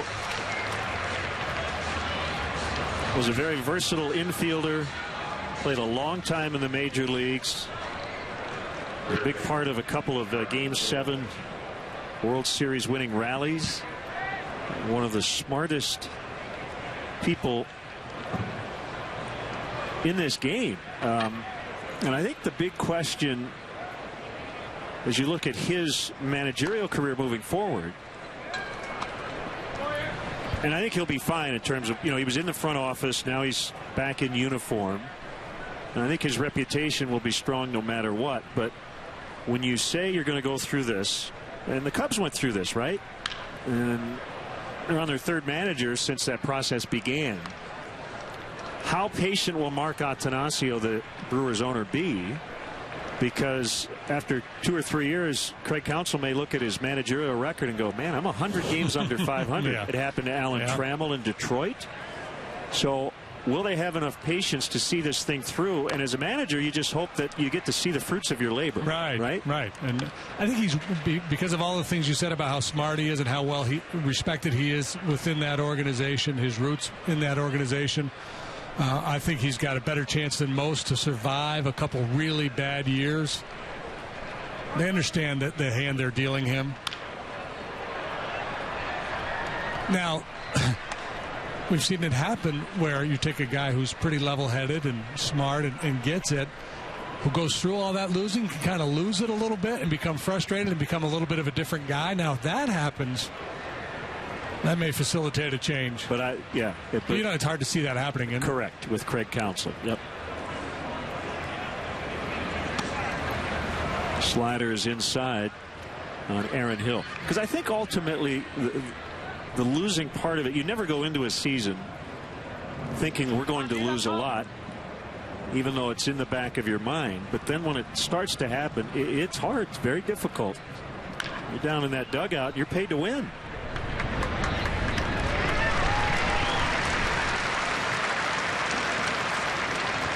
So 2 outs, and here's Lucroy.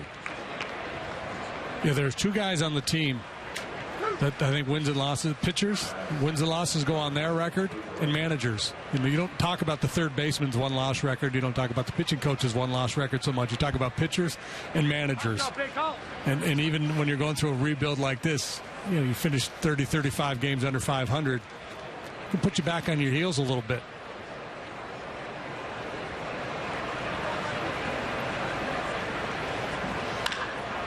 Lucroy, first pitch swinging. Hayward battling the elements, and he makes the catch. Vicky Santo and Fergie Jenkins will stop by in the bottom of the 6th as the Cubs try to break the scoreless tie.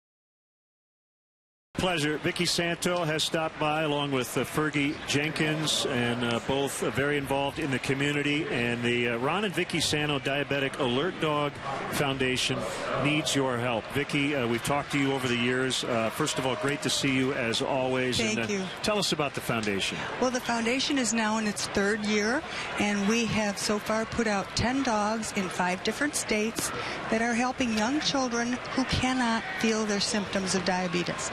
And so these dogs come and alert them, and it keeps the dog will come, and you're looking right now at Fergie the dog, which we named after Fergie.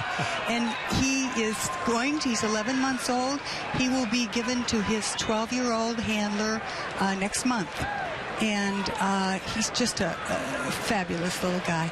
But it gives these diabetic kids the confidence to go out and lead a normal life.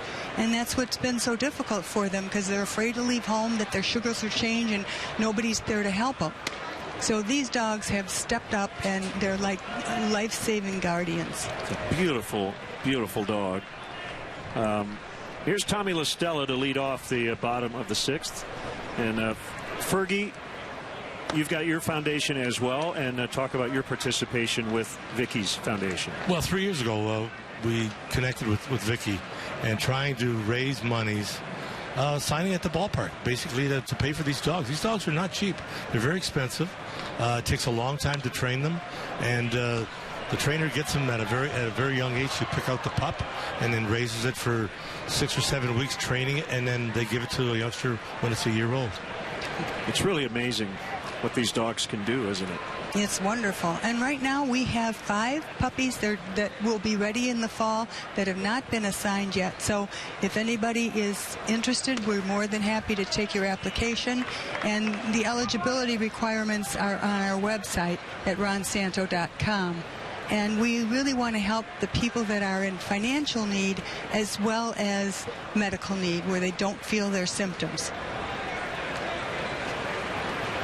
There's a 3-1 to LaStella, and he draws the leadoff walk. RonSantoFoundation.com. And we encourage you to donate. And Fergie, you've been out here just about every day, huh? I do all the home games. And how many of your buddies, and who do you have signing? We've got today, oh, come on. We've got Mudcat Grant and George Foster and also Pete Lecoq. And we've had Bill Buckner here, along with quite a few other guys. We've had Gaylord Perry, also Raleigh Fingers, and who's with us now. Very important guys. I mean, it's really nice to have these fellows volunteer their time, and they come out in spring training to do this. That is great. Absolutely wonderful. Vicky, how's the family? The family's great. The grandkids are good. Sam and Spencer and Lyndon, all the boys are doing great. And Kelly, I'm a grandma again. Well, congratulations. So it's a wonderful time of my life. Well, we think about Ron. We talk about him all the time. And Fergie, it's always fun to think about the good old days for the Hall of Famer Ron Santo and you and Billy. And we think a lot about Mr. Cub, Ernie Banks as well. Right. I mean, it's really unfortunate. Ryan didn't have an opportunity to celebrate the Hall of Fame. It's kind of bittersweet, but he and the family know that he's deserving to be in the Hall of Fame, and it's a tribute to that. When you think about it, you got to be proud. You got to be proud, because Ronnie was one heck of an athlete and a great gentleman. I have to tell you, Vicky, as we went through the postseason run last year, spending a lot of time in the radio booth talking with Pat Hughes, we all agreed that Ronnie would have loved watching the 2015 Cubs and then this version of it. And this season, too. He would have been clicking his heels, that's for sure. Ken Zobrist with a base hit. LaStella will stop at second, so the Cubs have 2 on with nobody out here in the 6th inning. That'll bring up Jason Hayward. Yeah, this team is stacked, isn't it, Fergie? They've got some excellent hitters. I think that they've put the right puzzles or pieces of the puzzle in the right spots. And, Jason Hayward's just going to be an added plus. Zobrist himself playing second base. So I think that, what can be better to have people that can drive in runs and basically you can depend on guys playing, and you play every day. Matt Caesar will run for Zobrist. Cubs with 2 on and nobody out. So again, RonSantoFoundation.com.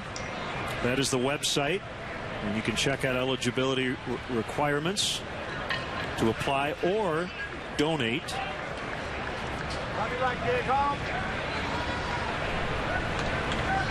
Hayward is 0 for 2. And the pitch is outside. How about this facility? 15,000 in here every day. It's something else, isn't it? It's remarkable. There's so many good fans that come to watch the Cubs. You can't get tickets sometimes, so a lot of the Cubs fans go to the other ballparks. And you get the snowbirds down here from all over Illinois, Iowa, Missouri. They want to see the Cubs play.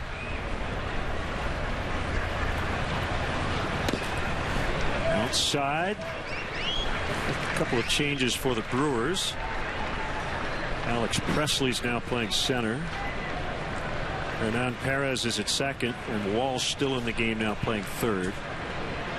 Scoreless tie, bottom of the 6th.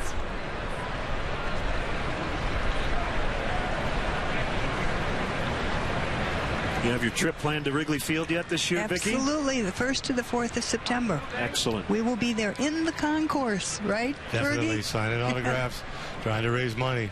That's for sure. Getting ready for the stretch run in early September as Hayward taps it foul. Well, make sure you stop by, Vicki, when you're in town. And it's a great cause, and we will definitely continue to promote it. The Ron and Vicki Santo Diabetic Alert Dog Foundation. Thanks so much for stopping by. We really appreciate it. Thank you, Len. Nice to be with you. Fergie, always a pleasure. Pleasure, thank you. We'll see you at the ballpark. And, yeah, if you're coming out this final week of spring training, make sure you stop by and say hi to the Hall of Famer. Vicki and Fergie, thank you so much. Pleasure. 2 balls and a strike on Hayward. Cubs trying to break the tie here.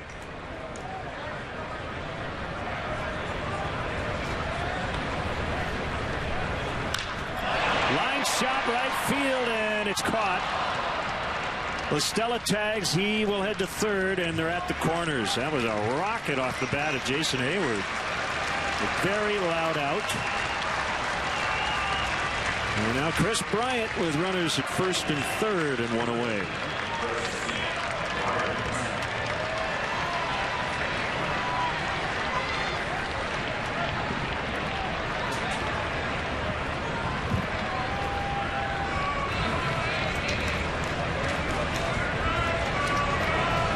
Welcome back, JD. Hey, thank you very much. Always great to see Vicki Santo and Fergie Jenkins. Yeah. Doing a lot of good work.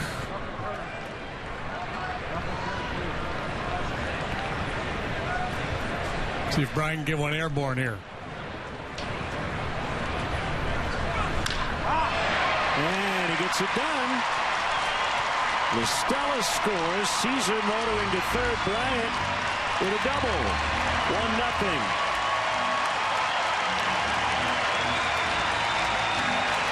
Chris had been 0 for 2. He struck out swinging first 2 times up. Waste no time here. Saw one to his liking early and put a real good swing on it. Slider that was intended to be down and away stays on the inner half. A good swing of the bat and excellent base running to get himself into scoring position as well.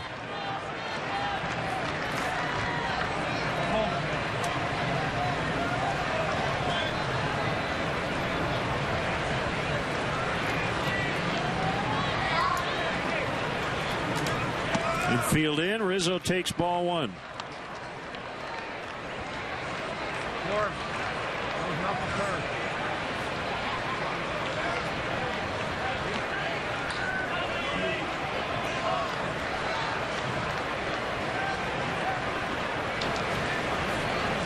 The pitch. That's going to score 2.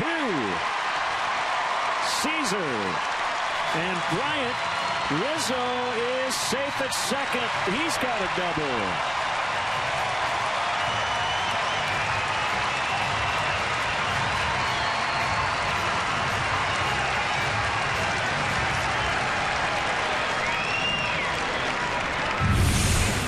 bats have been quiet much of the afternoon, but making some noise here in the 6th. Rizzo follows Bryant's double with one of his own. Again, good base running. Pressing the issue, Santana has to reach for that ball. Anthony knows it's going to take him a couple steps to steady himself before getting that ball back in. And back-to-back doubles. Derek Johnson is a pitching coach, formerly Cubs pitching coordinator. Well, we're seeing the offense heat up, but just 3-0 here. Let's revisit last night's 4-hour-plus game. Started at 4:05 local time. We finished well after 8 o'clock. Arrieta left early with the blister. Bumgarner struggled again. The Cubs came back with a big 8-run fifth. They were down at one point 7-1 and 11-5. 33 hits. About 1,000 pitches.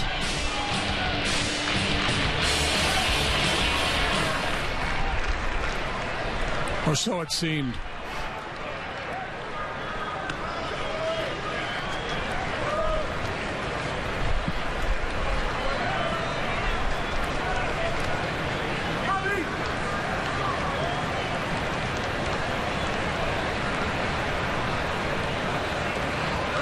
Walk, single, line out, double to start the inning. Yeah. Schwarber in a very good situation now. 2 balls, no strikes. Boyer's not a swing and miss guy. He's more of a ground ball type pitcher. Likes to sink the ball, and so he's going to have to make up his mind here how aggressive he wants to be with Schwarber after giving up back-to-back doubles. He's got a base open.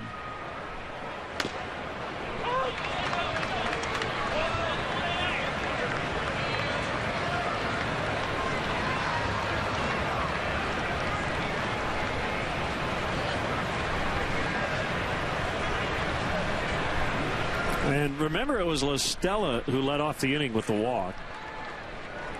His first Cactus League plate appearance since March 6th. Mitch Lamson is up in the Brewer bullpen. La Stella, real valuable pinch hitter.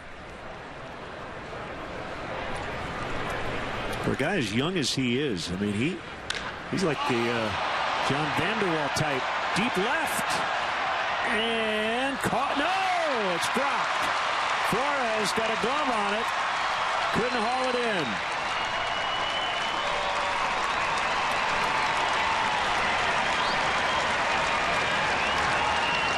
The Cubs getting some really good swings here at Boyer in this inning. This ball should have been caught.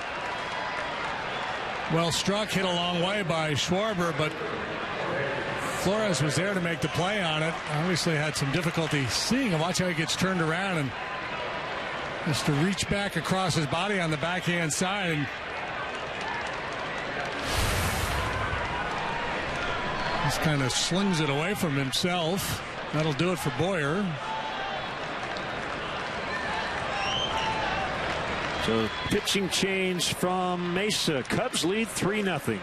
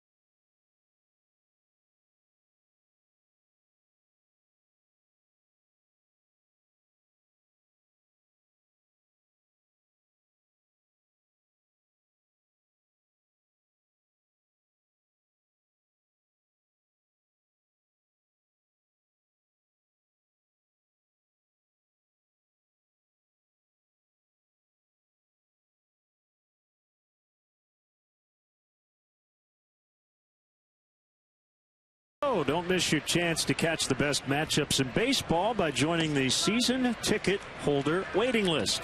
It's easy and free to register. For details, visit Cubs.com/waiting list. A couple of young Cub fans enjoying some ice cream. As left-hander Mitch Lamson, another Rule 5 pick. You saw his minor league numbers last year. That was with the Astros and the Braves. Soler rolls foul, second and third, 3 runs in.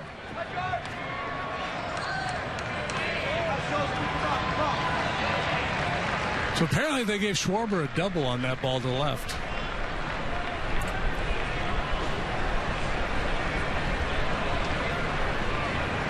Okay. That's 3 in a row. That's a triple double. There you go. To third. Ooh, that might have come up and hit Walsh in the face as he makes the play. Tricky hop.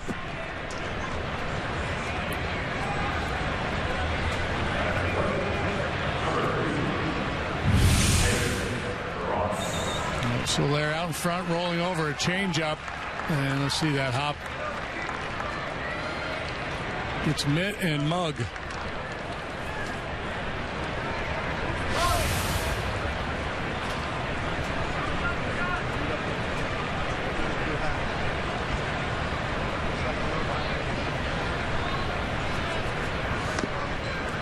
Low to David Ross, infield back with 2 outs.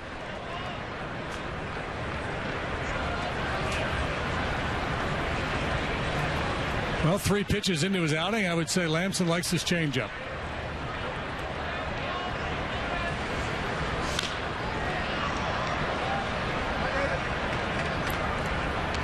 This is not a record crowd, but it's pretty close. 15,509, 14 shy of the all-time spring training record set here last Sunday against Kansas City.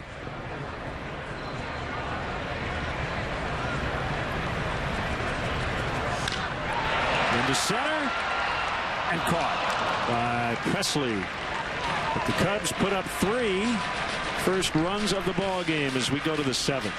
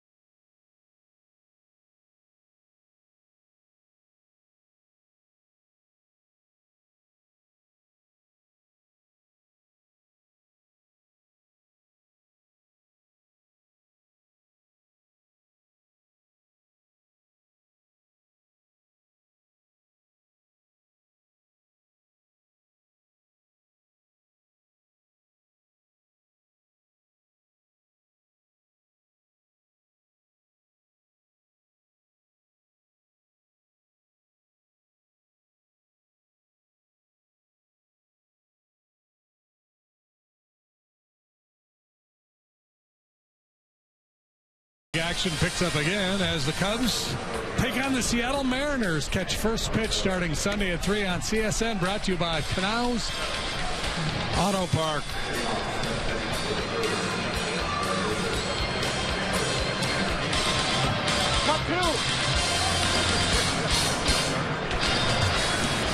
Changes closer Hector Rondon will pitch.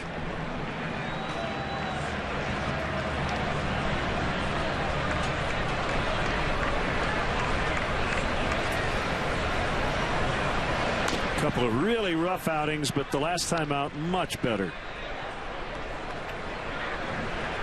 Yeah, so the number's not pretty. 5 innings, he's allowed 13 hits, an ERA of 16.2. But yeah, clean inning last time, and it's fun. We had a shot of him high-fiving everybody as he ran through the dugout celebrating that clean inning.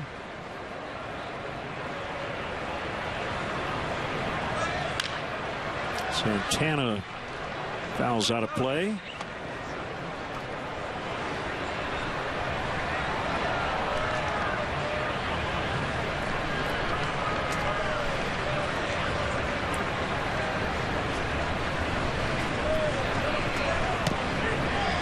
Got him on the outside.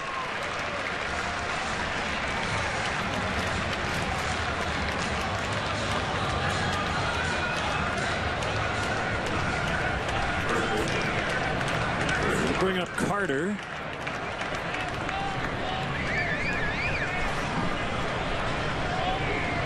Well, a great setting for baseball here in Mesa.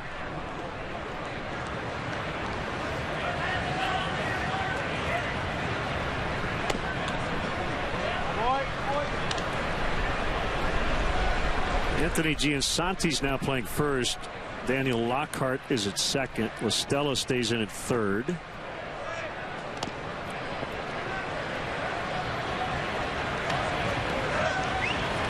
I think Ryan Kalish is playing left. Matt Caesar's in center. Kelly Dugan is in right.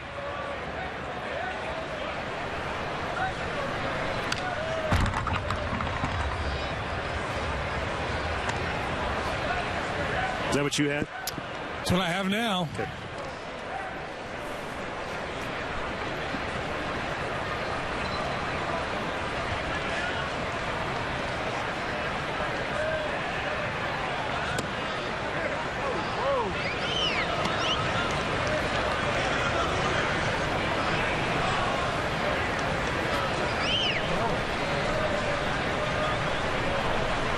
The 3-1 delivery is hooked and caught by Listella. Steals away a hit.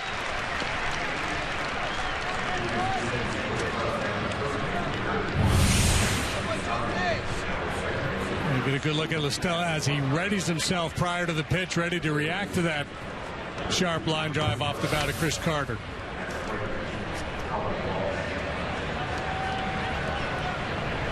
The switch hitter Walsh batting lefty for the first time today.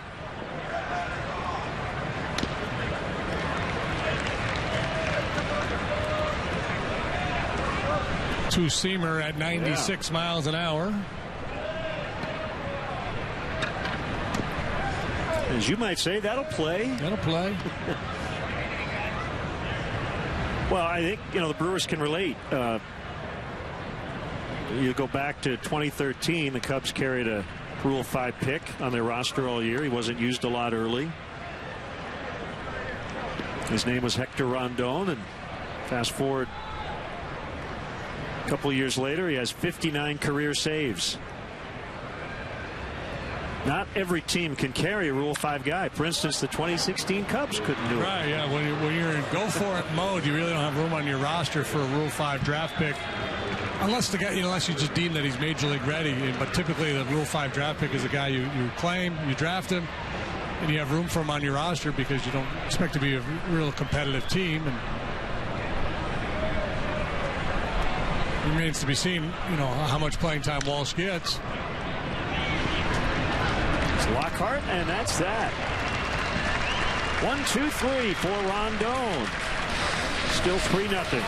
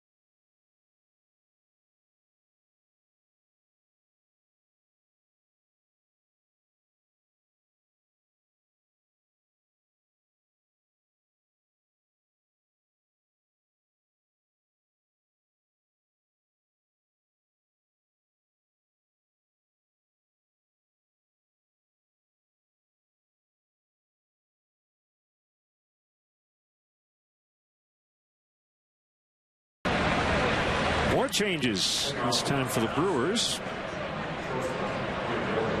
One guy who will likely be asked to get the final 3 outs with late leads. Now working, Jeremy Jeffress. Hard throwing right-hander. Looked like he and Will Smith would share that role. Smith has a knee issue.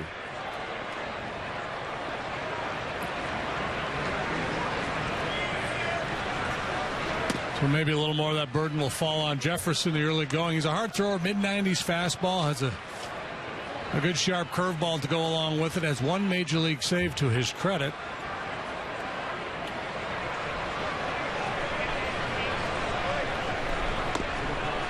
He came with the Royals back in 2011. Last year as a setup man, he was 5-0 with a .265. Just about a strikeout per inning. Manny Pena is catching. Will Middlebrooks over at first. Eric Young Jr. is in left. Looks like Kurt Neuenhuis is in right.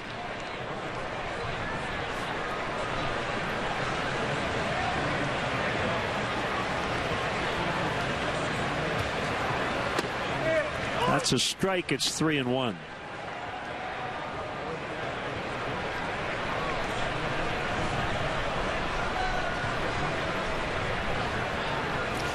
Manny Pena, the catcher, he looks kind of LaCroix-ish back there, doesn't he, the way he sets up. 3-2.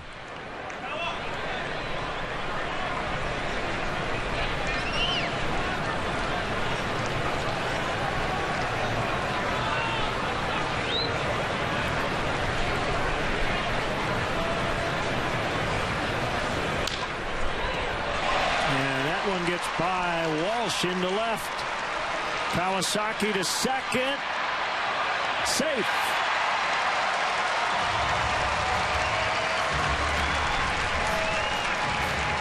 Been a rash of doubles here in the last couple of innings. The Cubs had 3 of them last inning. Kawasaki starts the 7th with a leadoff double. Sharply hit ground ball.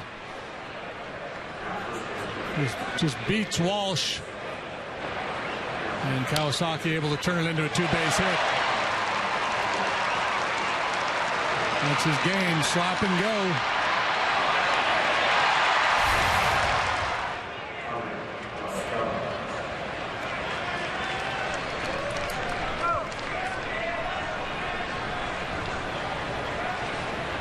Estella off the bench, walked and scored in the 6th. Presley in right center makes the grab. Kawasaki's going to hold at second.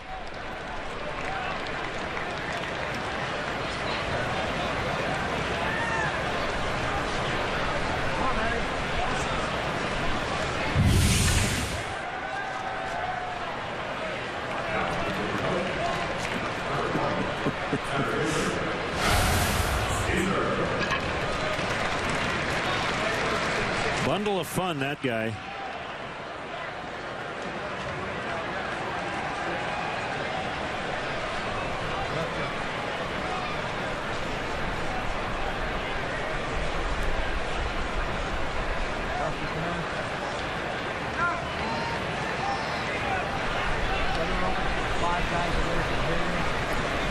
Matt Caesar.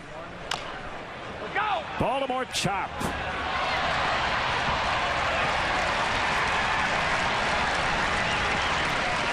If he could do that every time, he'd bat 1,000. He'd be Wee Willie Keeler if he could do that every time. Yeah.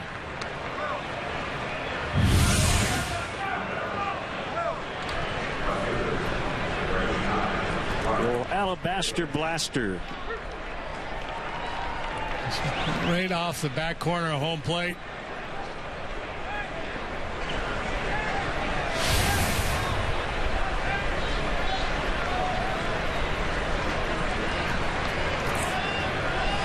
Now Ryan Kalish over from minor league camp. Let's see what he did with the Cubs a couple of seasons ago.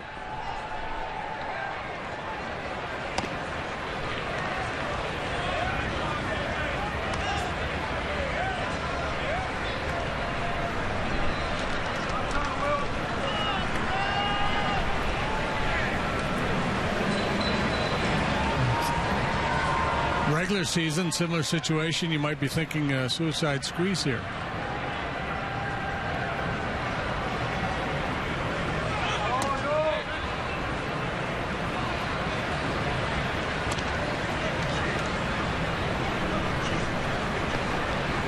He's hoping to get a fat fastball he can turn on 2-0.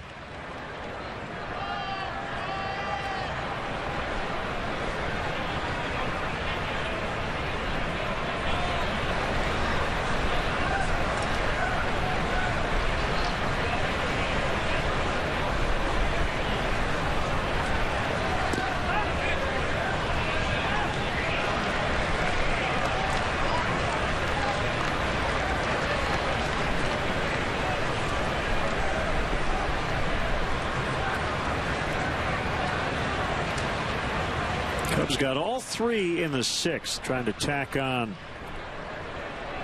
here in the seventh.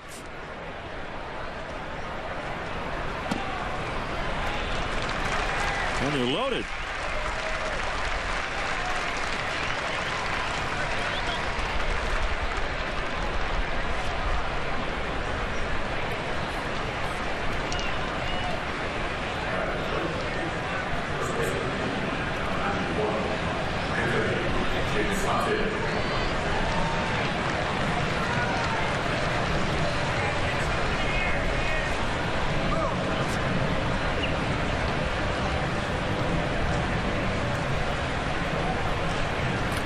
Santi now playing first.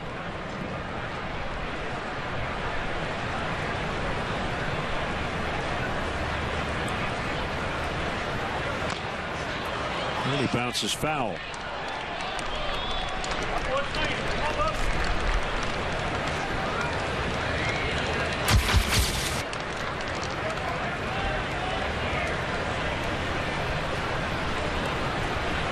"27 years old. Signed as an undrafted free agent in 2010. Takes a fastball for a strike. 0-2.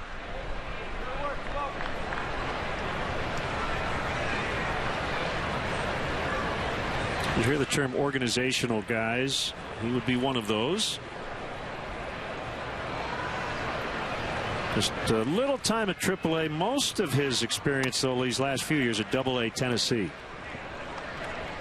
Come on, kid. Come on, kid.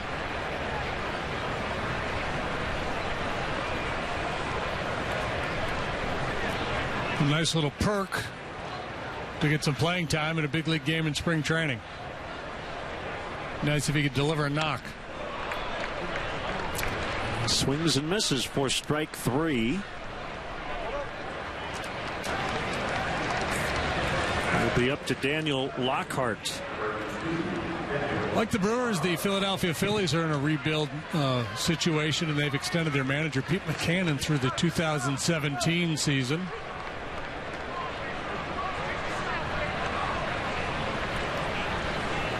Chicago guy, good for him. Been around the game a long time. Had a couple stints as an interim manager, but this is really the first chance he's had to kind of be the guy. And you wonder if when they turn things around, or if he'll be part of it.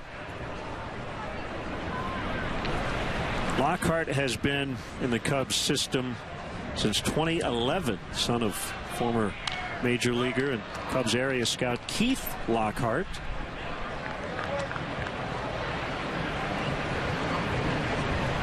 "23 years old.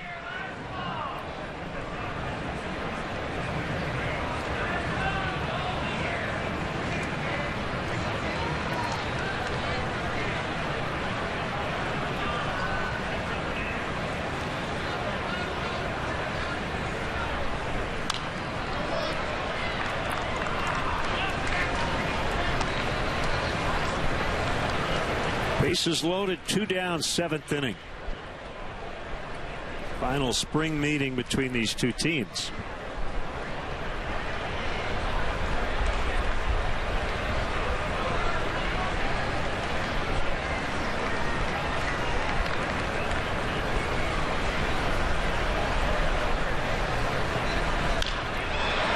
Left field, and it's caught. A diving grab by Eric Young Jr. Saved a couple of runs. Still 3-0 going to the 8th.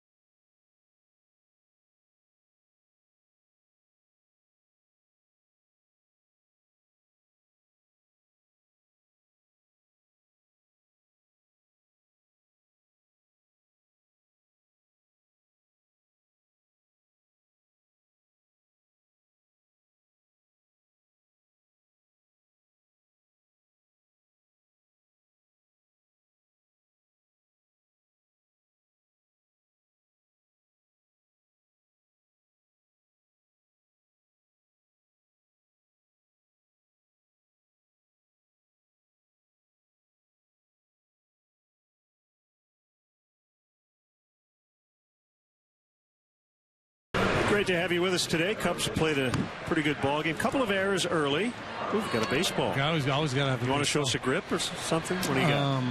Sure. Splitter. Okay. Did you throw one? Not really. Monkeyed around a little bit with a fork ball, which would be a wider grip like that. Okay. That would be a split finger fastball grip. Very nice. We just made that up because it was fun, and he has a baseball. 3-0 Cubs. John Lester, very good today.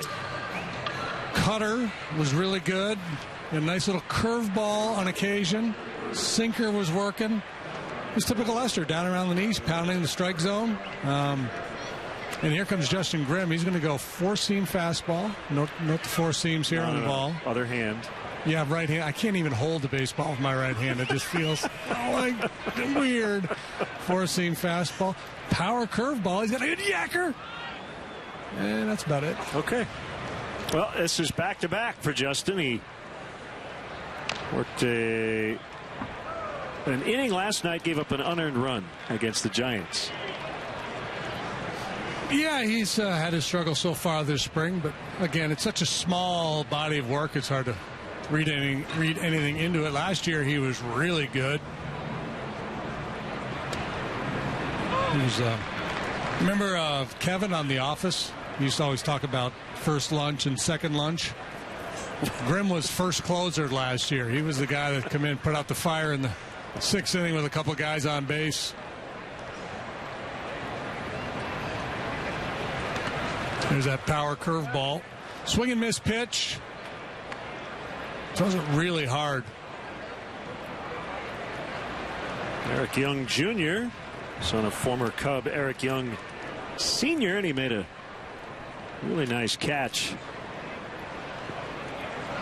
Grimm made the transition from the rotation to the bullpen and struggled for time there early on, but fastball command was a real key for him. Once he started to lock down that heater, especially when he could drive it down and away to a right-handed hitter, that really set things up for him. Tim Fedorovich back to the plate. Swing and a miss for strike 3. Brewers have just had a handful of base runners today. A couple of hits, couple of errors, one walk. They have not had a base runner since the Flores triple with one out in the 5th.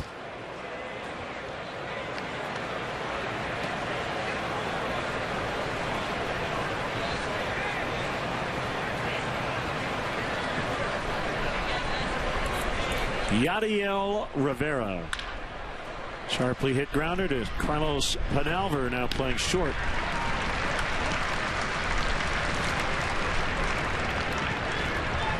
Are you in charge of planning your next social gathering? Plan a day or evening at Wrigley Field and enjoy special perks only available inside the ballpark. The Cubs offer special ticket packages for groups of 15 or more. Visit Cubs.com/groups. Quick, before they show it on the graphic, spell Nieuwenhuis. Nieuwenhuis. Kirk Nieuwenhuis. Ball one. Former Metropolitan.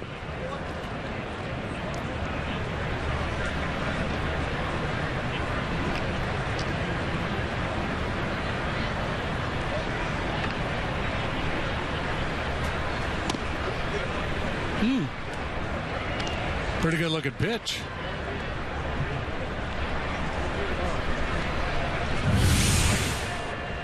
Perhaps low, perhaps not.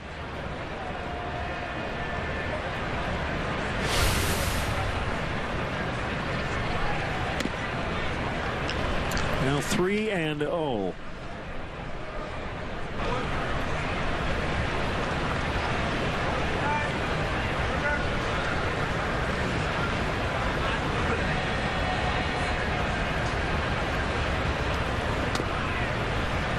And he walked him.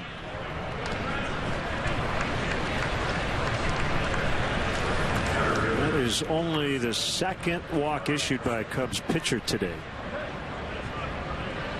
If you missed it earlier, John Lester was really sharp.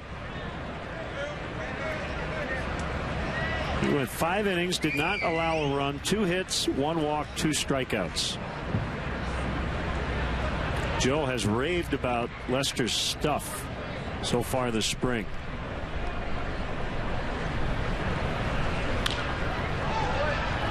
Held off by Alex Presley.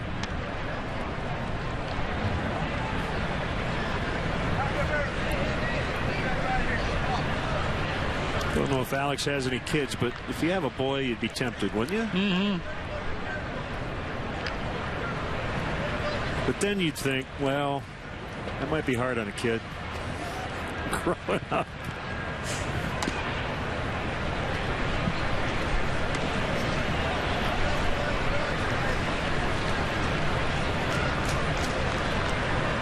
That'd be a good nickname, though, wouldn't it? Yeah.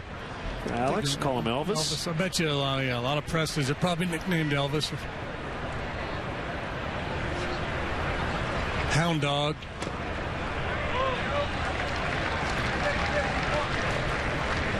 At least in baseball circles, right? If you're a Bailey, you're probably nicknamed Beetle.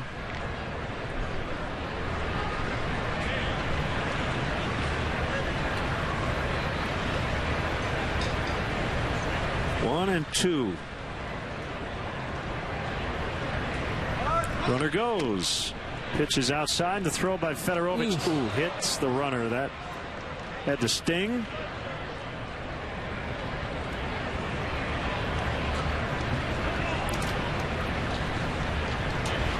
And Albert just didn't get over there in time to get that throw. Well, he did, but the throw actually was way offline. Yeah.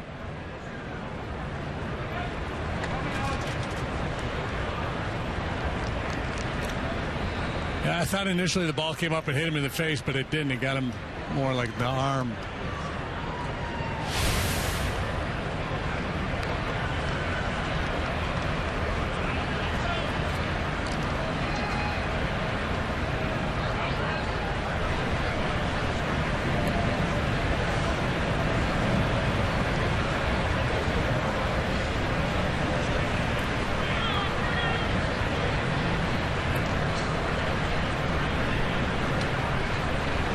Swing and a miss to end the inning.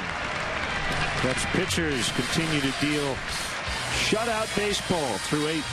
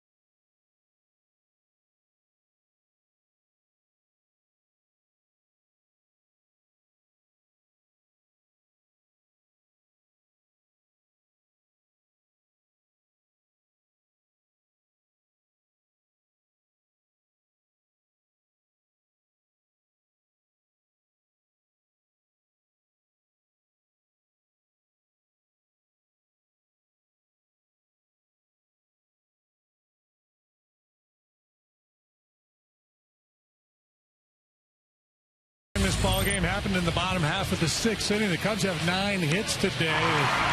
Strung some together there in the 6th, pushed across 3 runs. Tommy La Stella got it started with a walk. Doubles by Bryant, Rizzo, and Schwarber, all contributing. The pitching has been outstanding, so solid pitching. One big burst from the bats, and oftentimes that's enough to get it done. We'll find out. We're in the bottom of the 8th, and the Cubs lead 3-0. Austin Ross is the new Milwaukee pitcher. Split last year between AA and AAA, Biloxi and Colorado Springs. 261 at AA, 696 at elevation. Yeah, that's a promotion you might think about turning down. Just Biloxi, just keep me here and then call me to the big leagues. I'll skip that Colorado Springs trip. Kelly Dugan.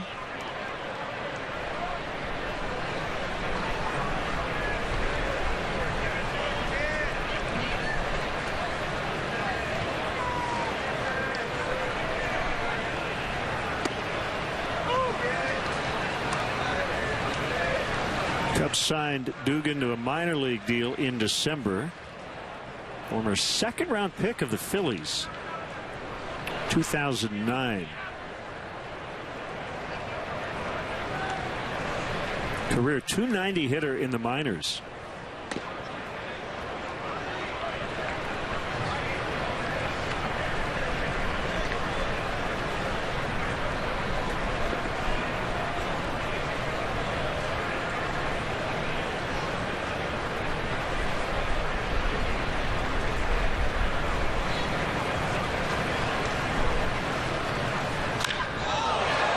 One to straightaway center. Presley tracking. You'll watch it go. A home run for Dugan. Dugan dug in, and man, did he unload on that ball. And it's a pretty good pop. Big part of the yard.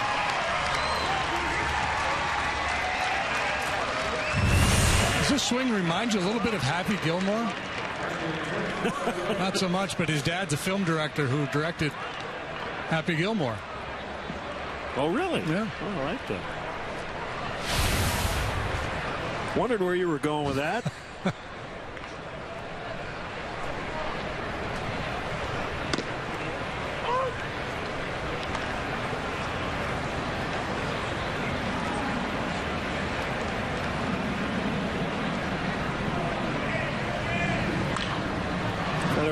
Pops it up and to the seats, out of play.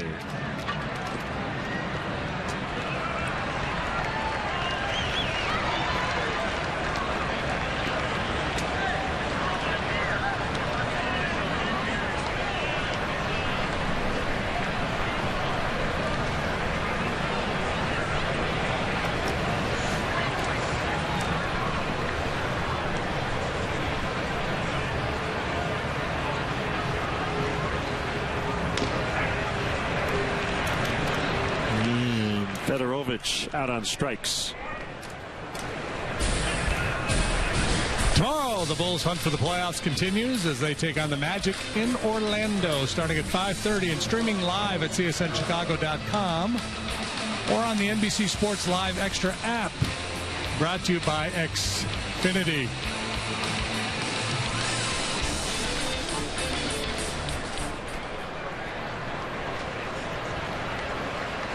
Carlos Penalver.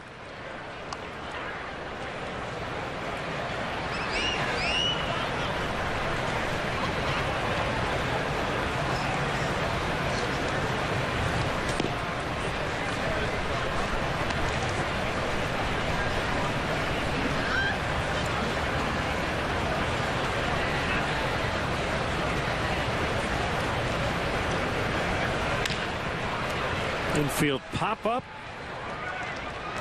Caught by second baseman Perez. 2 outs.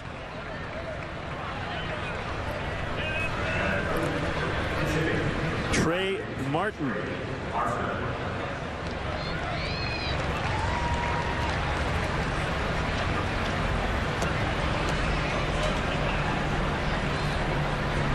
th round pick, 2011.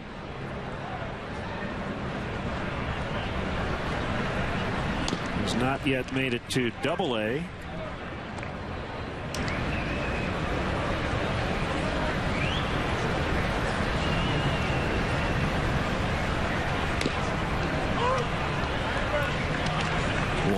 Won the count.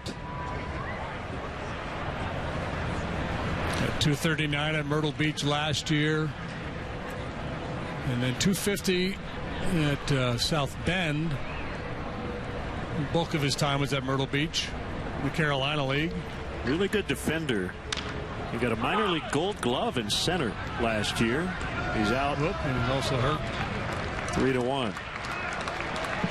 He maybe strained something going down the line. Could be a hamstring or something. So we go to the ninth. It's now 4-0 after the Dugan homer.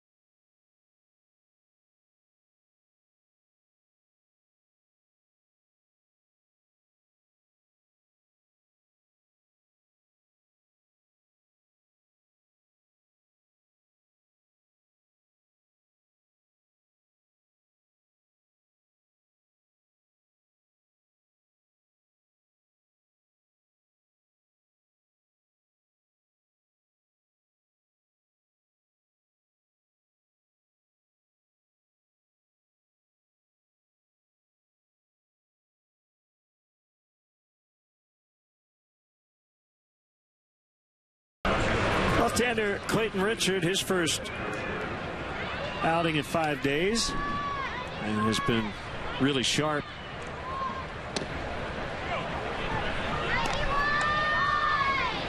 He did a real nice job for the Cubs last year, filling that swingman role. He made 3 starts, 20 appearances out of the bullpen. He was 4-2 with a 3.83 ERA.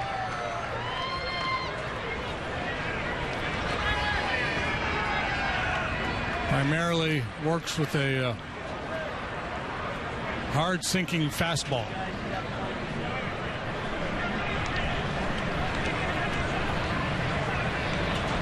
Not big strikeout numbers, but when he's on, he'll get a lot of ground ball outs. Doesn't walk people. Inside for a ball. Hernan Perez leading off for Milwaukee. Brewers have just 2 hits, single in the first by Lucroy. Flores with a triple in the 5th. Make it 3 hits.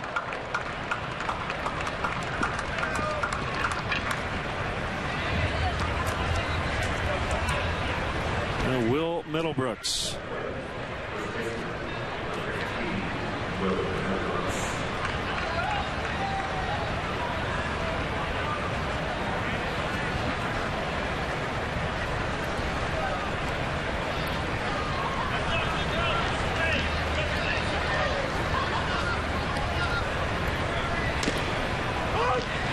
And a called strike.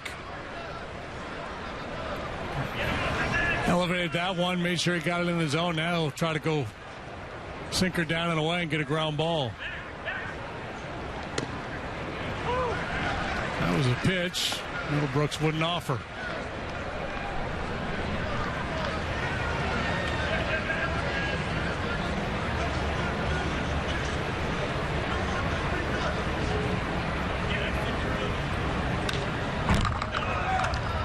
Good pass at that one, and fouled it straight back.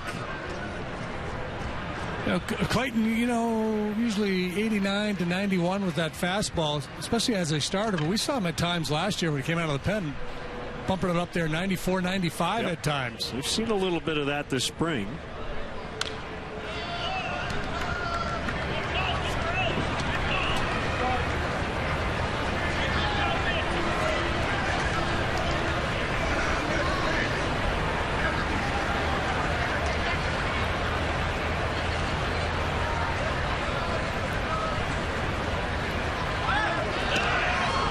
Nice comeback story, the work he did with the Cubs last year. They got him out of the Pirates organization, pitching AAA there, and was pitching quite well. He had a 2.09 ERA through 9 starts with the Pirates.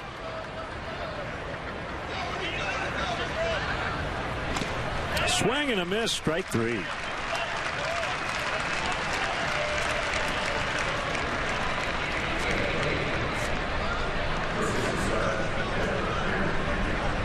Missed a lot of time in 2013 and 14 had shoulder issues, thoracic outlet syndrome.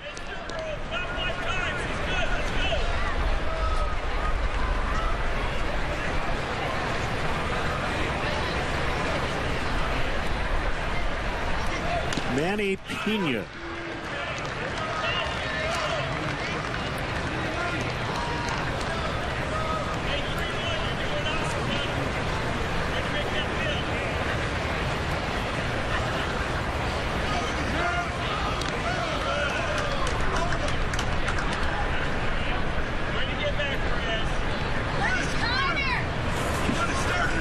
WGN tomorrow, back here on CSN on Sunday. This game could end on this pitch right here. Nope. I was sniffing a double play ball. You were.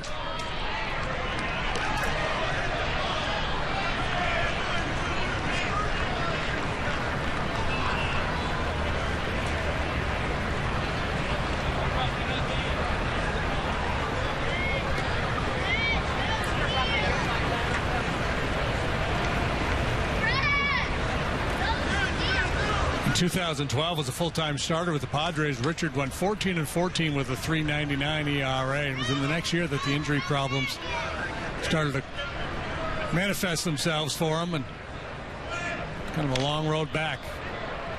That'll get in. So 2 on.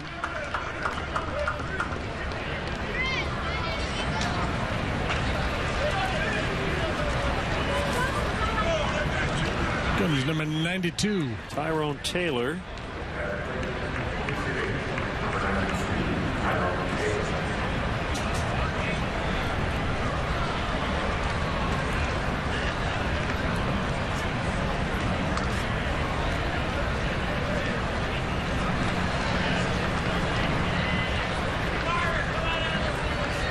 Double play still in order. Good call. And a called strike. There's that low strike. John Lackey will go tomorrow against the Giants. Jason Hamill on Sunday versus the Mariners. Oh, yeah. That's... Hasn't been there today. No, not always a strike. Well, there's the ground ball, but it eludes the infielders, and the Brewers are on the board. Tyrone Taylor with an RBI single. That's great evidence there of why we talk so much about strikeout rate. It's just, when you don't strike a lot of people out, you're sometimes at the mercy of the high contact rates and where the ball ends up. This is a good pitch. He gets a ground ball, but Tyler finds a hole. Tyler or Taylor? Taylor. Taylor.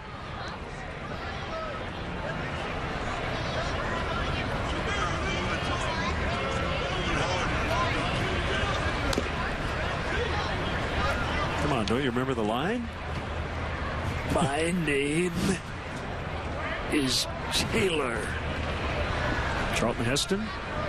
Oh, the Planet of the Apes? Yeah. Remember he couldn't speak?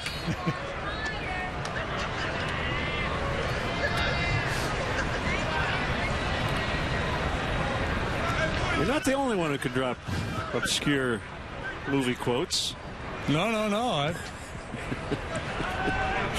I take a back seat. 3-0. So trouble here for Richard. A run in. Tying run at the plate. And in danger of loading the bases.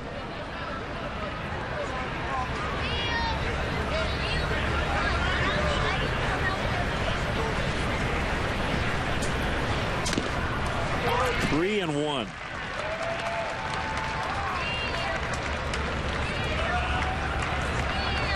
That's some pretty good range. He played that character and Moses.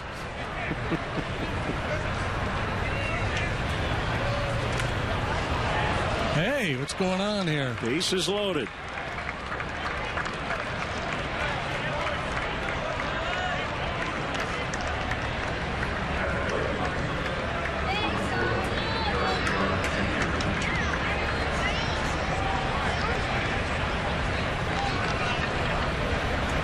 So it's Eric Young Jr., switch hitter.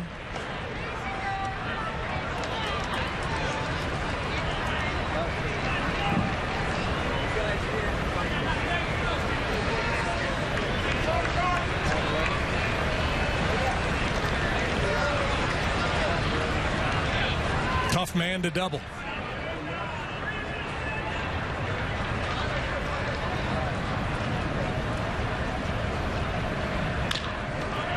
We'll try it. They get one. Throw to first. Safe. Well, good job by Lockhart to hang in there at second. 4-2, 2 outs.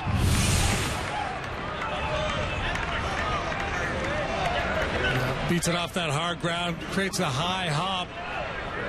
And under pressure, Lockhart hangs in there, makes a turn, makes it awfully close at first base.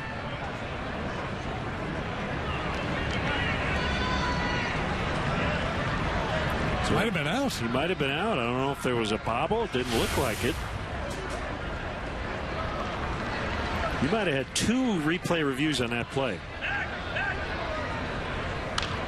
You might have had Craig Counsell ask about second base, whether Lockhart was on the bag, and you may have had Joe Madden ask about first. That could have been a 10-minute delay. Yeah, the throw gets up into the midsection of Giansanti. Hard to tell exactly when he had control of that ball, but that first look we had at it, it looked like he was out. Knocked down by Fedorovich, and could be an important block if Young gets to second. The tying runs are in scoring position.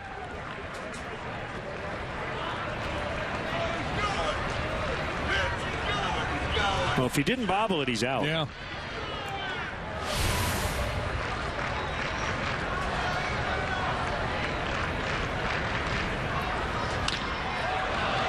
And in the left for 3.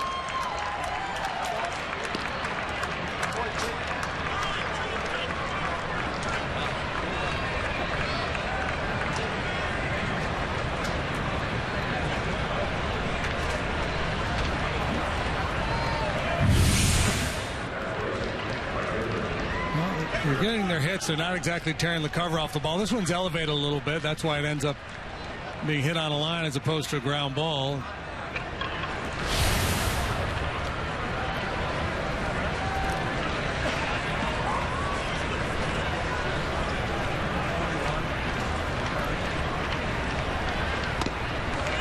Strike on Nieuwenhuis. Bottom of your screen. That's a tying run.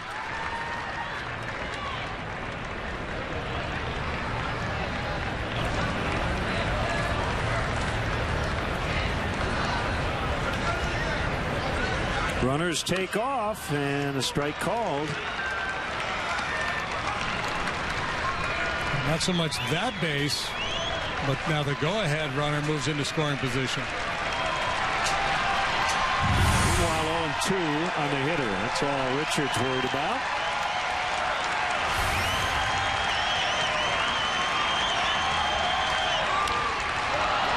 Deep left in trouble. And off the wall, and the Brewers have the lead. A 5-run 9th inning.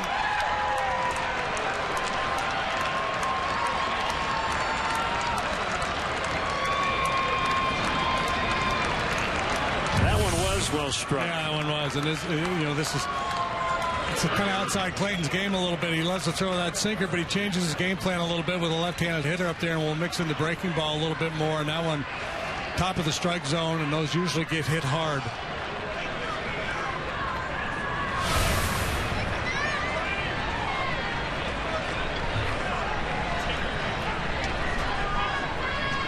Presley, a 5-run ninth inning, picked up by La Stella. So the Cubs find themselves trailing for the first time today as we go to the bottom of the ninth.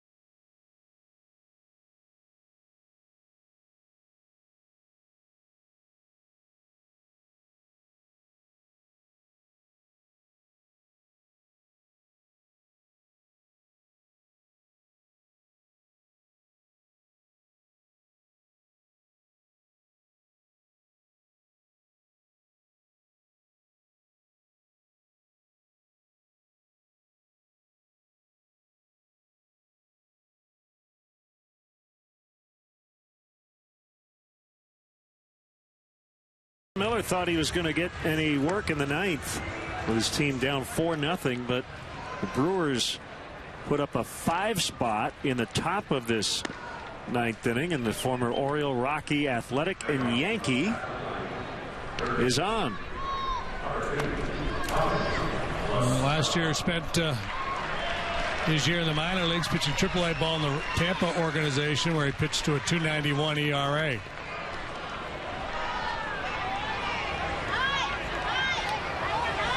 Signed a minor league deal with the Brewers back in November.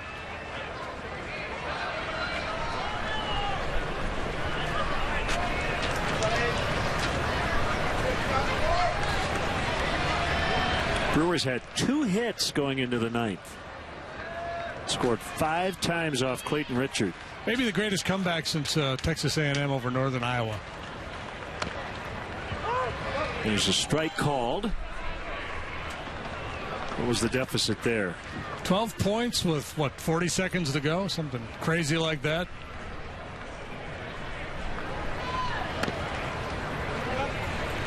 One to La Stella.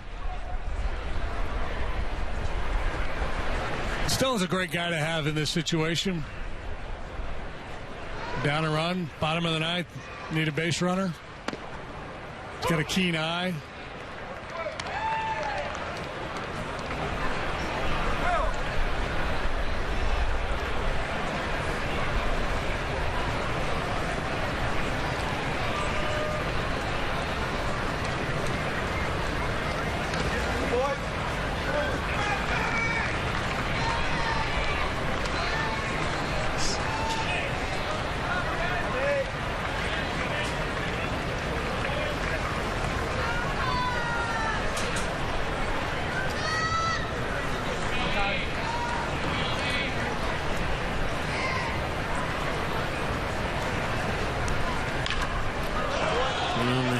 And he fights it off foul.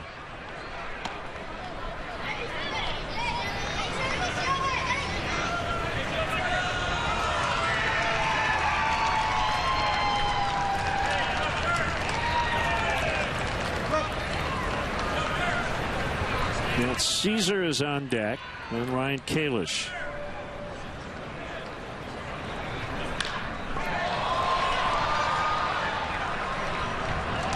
Young makes the grab, 1 out.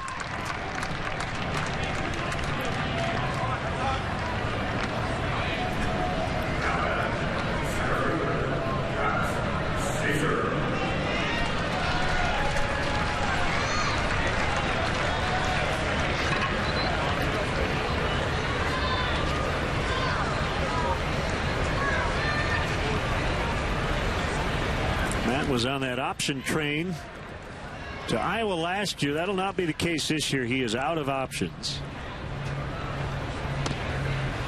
And he takes ball 1. So he either makes the club or he'll be exposed to put on waivers. Clears waivers. He can go down to Iowa.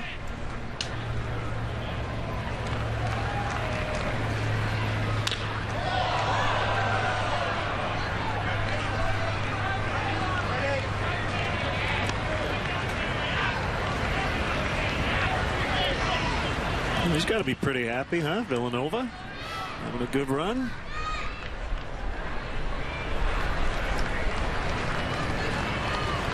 They beat Lafayette last year, right? Didn't he have a bet with his new manager? That's a little tough for a young player. I don't know if you want to win that bet.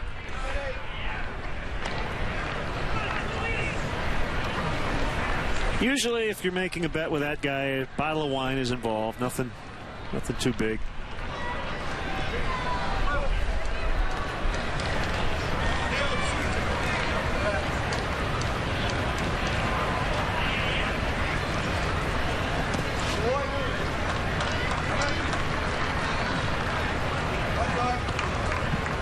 Two balls, 2 strikes.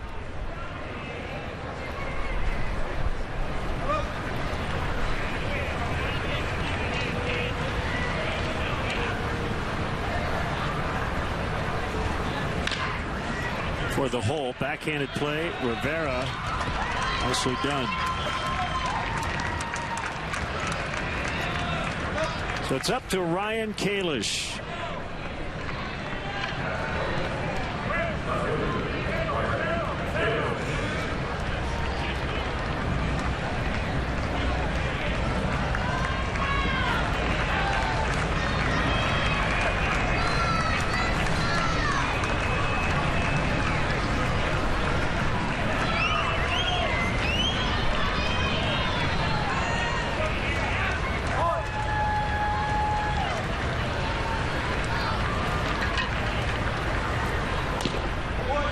Ball 1.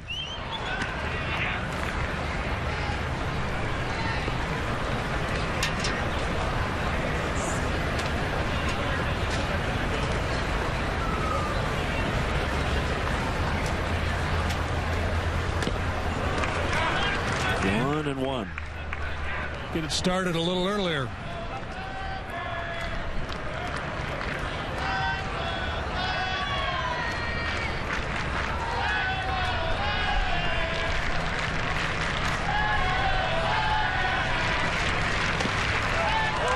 Their final strike, 1 and 2.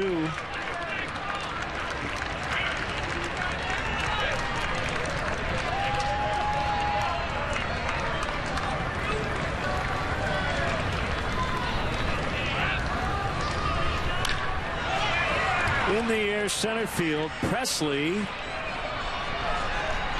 makes the catch, and the Brewers, with a 5 spot in the 9th, come back and beat the Cubs today 5-4.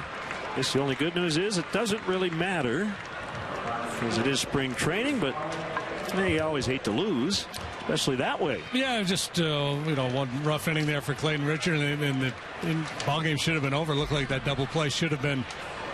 The base runner should have been called out at first base on the back end of that double play. But there were a lot of good things that happened for the Cubs today, primarily the work of John Lester with 5 shutout innings. He allowed just a couple of hits and no runs. Rizzo had a couple of good ABs. Zobrist had a couple of knocks. Well, good day's work for that man's ball club. So For JD, for our director Jim Angio, our producer Michelle Godwin, Chris Kampica, our associate producer, Mark Harper, our technical manager, our executive producer Jim Corno Jr., and our entire CSN crew. This is Len Casper saying so long. We'll see you again here on CSN Sunday as the Cubs host the Seattle Mariners. You've been watching Cubs baseball on Comcast Sportsnet.